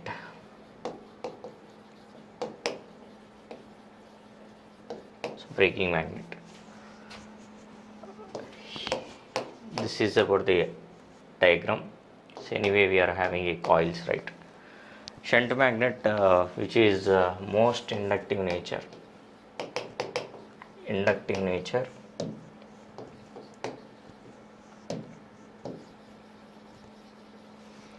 right? So whenever it is excited with an alternating supply, AC supply, and this is just like a current coil, this like a pressure coil, and the current which is flowing to this one and produces a EMF in the disc. Here also one current is in this direction and another current is opposite direction. Which current is greater than? Shunt current is greater than that of the series connections. The current will be interacts with the flux. The current which is produced by the shunt magnet is interacts with the series flux. I shunt is interacts with the series flux. ISC is interacts with the shunt flux. There are two torques are produced. This torque is called the driving torque. What is torque? Is called the driving torque. And driving torque and as well as the braking torque. So with the help of a driving torque, the disc will be rotates. In a particular direction. But we have to stop it under no load conditions. With this braking magnet, it will also control the speed of the disc. Braking torque is directly proportional to n square, and so n, the braking torque is directly proportional to n square or n, and this adjust to the nearer to the aluminum disc, the distance value will be decreases, the radius decreases, and the speed increases. If a distance increases, the speed value will be reduces. Effective radius decreases, speed increases. We have an inverse relationship, and the registering mechanism is also there. And here, so many digits are there. It will be registered. And the braking, without this braking magnet, we can't control the energy meter. And just like controlling torque, we are producing the braking torque here, and driving torque and braking torque both are opposite direction. So then only it will be at a steady state speed will be, it will be rotates. It will be steady state speed will be rotates. Okay. And what are the errors are there in energy meter? Okay. What is my creeping effect. First one is called the what is a, as we have to go through the phasor diagram. This one is V, and the pressure coil current and the pressure coil flux both are is in exactly 90 degrees, but the because of resistance which is present in the shunt coil, so it will be just shift upwards, and this is about the phi p and ip, and the error is produced. Now this is called the delta, so energy meter is equal to SVI cos phi into T, VI cos phi into T. So because of this you will get sine of delta minus 5. Energy is directly proportional to SVI sine of delta minus 5. So this is called the delta. And energy meters, in order to make this exactly 90 degrees, we are using copper shading bands. Copper shading bands are used here, so we can call it as a lag adjustment. And so many components of overload compensation, all those are there. But what is my creeping means? Under no load condition, the pressure coil is excited with the supply anyway.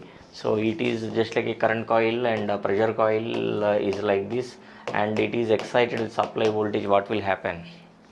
Definitely one torque is present. Due to that, under no load conditions, the energy meter is rotating. The disc will, aluminum disc is rotating under no load conditions.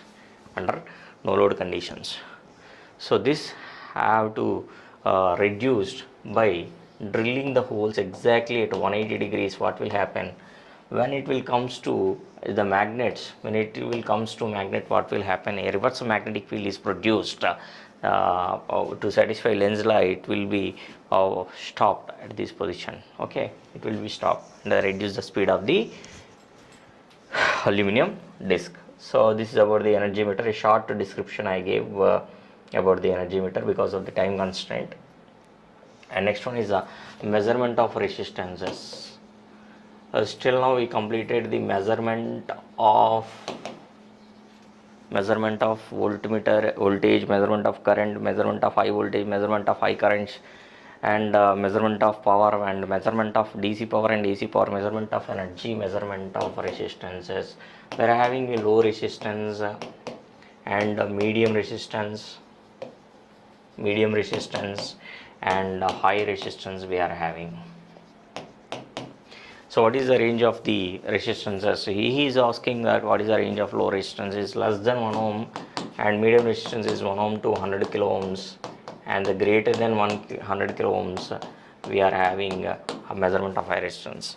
So here low resistance is having medium resistance is having 2 terminals, but high resistance is having 3 terminals. You may have 4 terminals also. High resistance and low resistance bridges are Kelvin's bridge.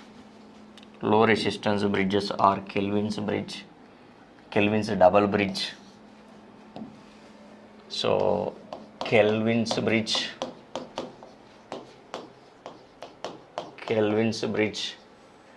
and the Kelvin's double bridge. Okay. And the medium resistance is voltmeter ammeter method, and voltmeter ammeter method, ammeter voltmeter method, and the Wheatstone bridge. So the most accurate bridge is called the Wheatstone bridge. High resistance is Megger and mega ohm bridge, and the loss of charge method, and the fourth one is substitution method.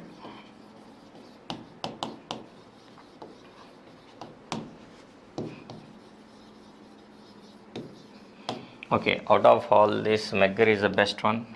In this Megger, so which type of generator magnets are used here? Permanent magnets are used, and DC motor is used in a mega resistance. High resistance can be measured with the help of a these methods. And medium resistance voltmeter ammeter method, ammeter voltmeter method, and Wheatstone bridge to balance the bridge, and ohm meter method is also there.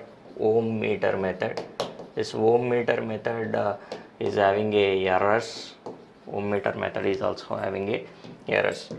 So how we can measure the voltmeter ammeter method? So medium resistance method means voltmeter ammeter method. First of all, voltmeter comes first, means you can connect a voltmeter and the ammeter is connected in series with the load.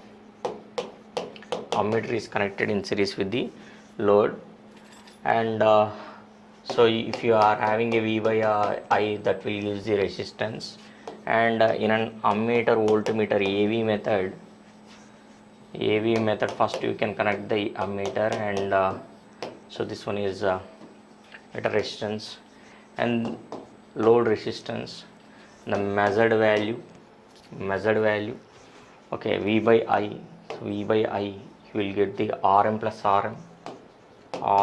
RL, and here I by V for the low value of resistance, low value of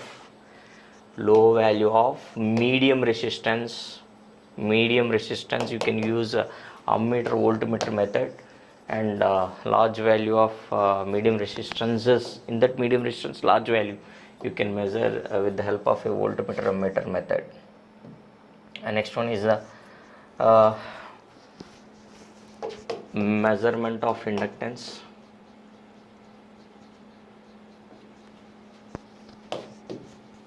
So measurement of inductance. So first of all, Maxwell's inductance capacitance bridge. Maxwell's inductance bridge, and the second one is Maxwell's LC inductance capacitance bridge, and third one is Hayes bridge.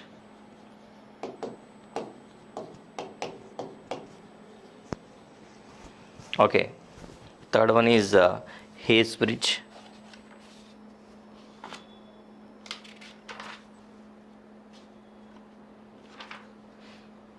Next one is Owen's bridge.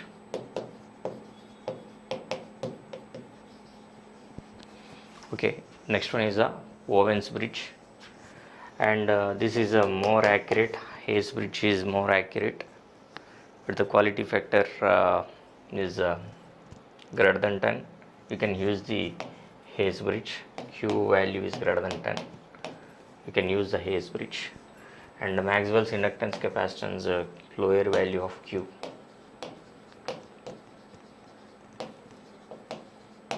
And the Owen's bridge is also used for the measurement of inductance. Next one is the measurement of capacitance bridges.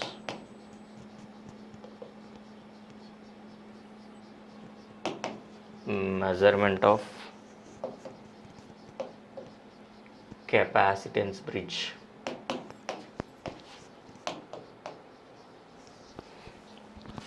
Okay, what is the first one is sharing bridge. So you can calculate the dissipation factor with the help of a sharing bridge. Okay, sharing bridge, and the measurement of frequency is a sharing bridge. D-Shorty's bridge. D-Shorty's bridge, and the modified D-Shorty's bridge.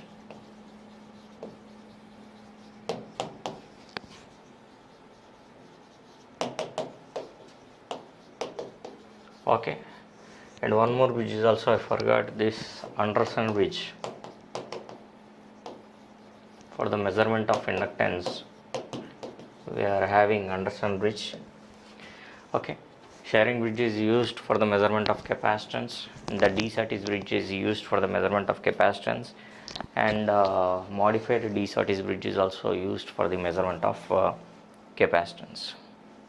Okay, And still now we completed that measurement of resistance, measurement of inductance, and measurement of capacitance. Okay, and the next one is measurement of so electronic instruments.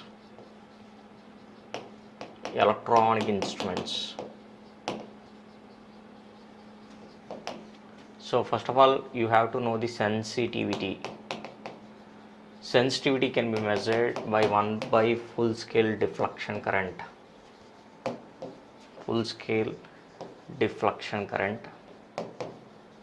So magnetic sensitivity and electrostatic sensitivities are present in electronic instruments CRO, cathode ray oscilloscope.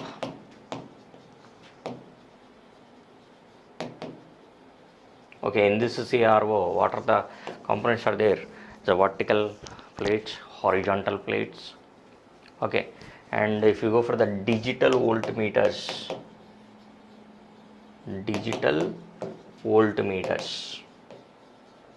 okay, ramp method, different types of methods are there.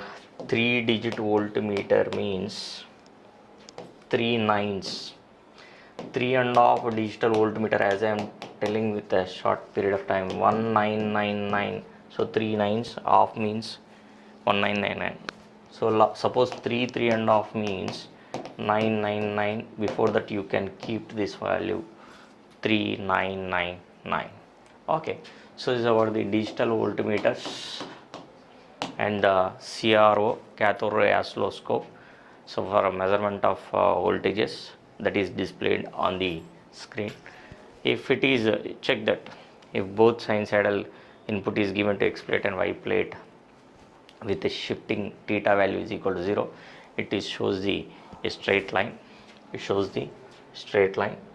Okay, and so still now we have covered all the values. And what is the next concept is what is meant by transducers. So a transducer which will convert non-electrical input to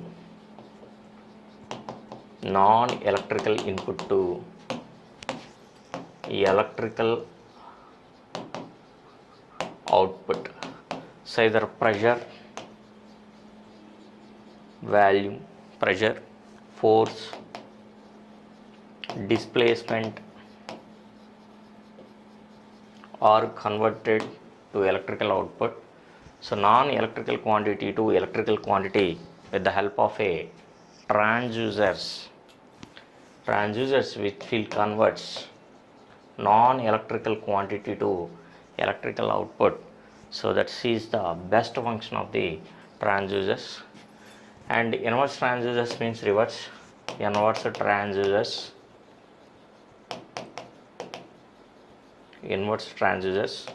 So this is electrical output to non-electrical output. So that is about the inverse transducers. Okay, so maximum I tried within the 4 hours of time. It's a limited time. So go through these questions, like, share and subscribe to this channel, and you should listen all the content which is available in this video, then only you can understand. So we are going in a sequence manner: measurement of voltage, measurement of current, measurement of resistance, measurement of inductance, measurement of capacitance, measurement of high voltages, measurement of high currents, and what are the errors are there in each and every meter, how can we overcome it. And also testing of energy meter. A testing of energy meter is also a testing of watt meter. One of the testing is called the phantom loading. What phantom loading means, generally the current pressure coil is excited with voltage, and this is a small load. You can connect, correct coil is connected to small load, and then the pressure coil is also given to an external resistance with a small voltage. But under no load conditions, if you observe, if you observe that under no load conditions it is excited with the rated voltage. So for testing purpose you have to apply a rated voltage, so that is the disadvantages. That's why we are going for the phantom loading or fictitious loading. Phantom loading or fictitious loading. The pressure coil is excited. The pressure coil is excited with an external voltage which is having a smaller value. Then the loss in the pressure coil should be minimized while you are doing a testing of an wattmeter and testing of an energy meter. Okay, thank you guys. So all the best for your examinations.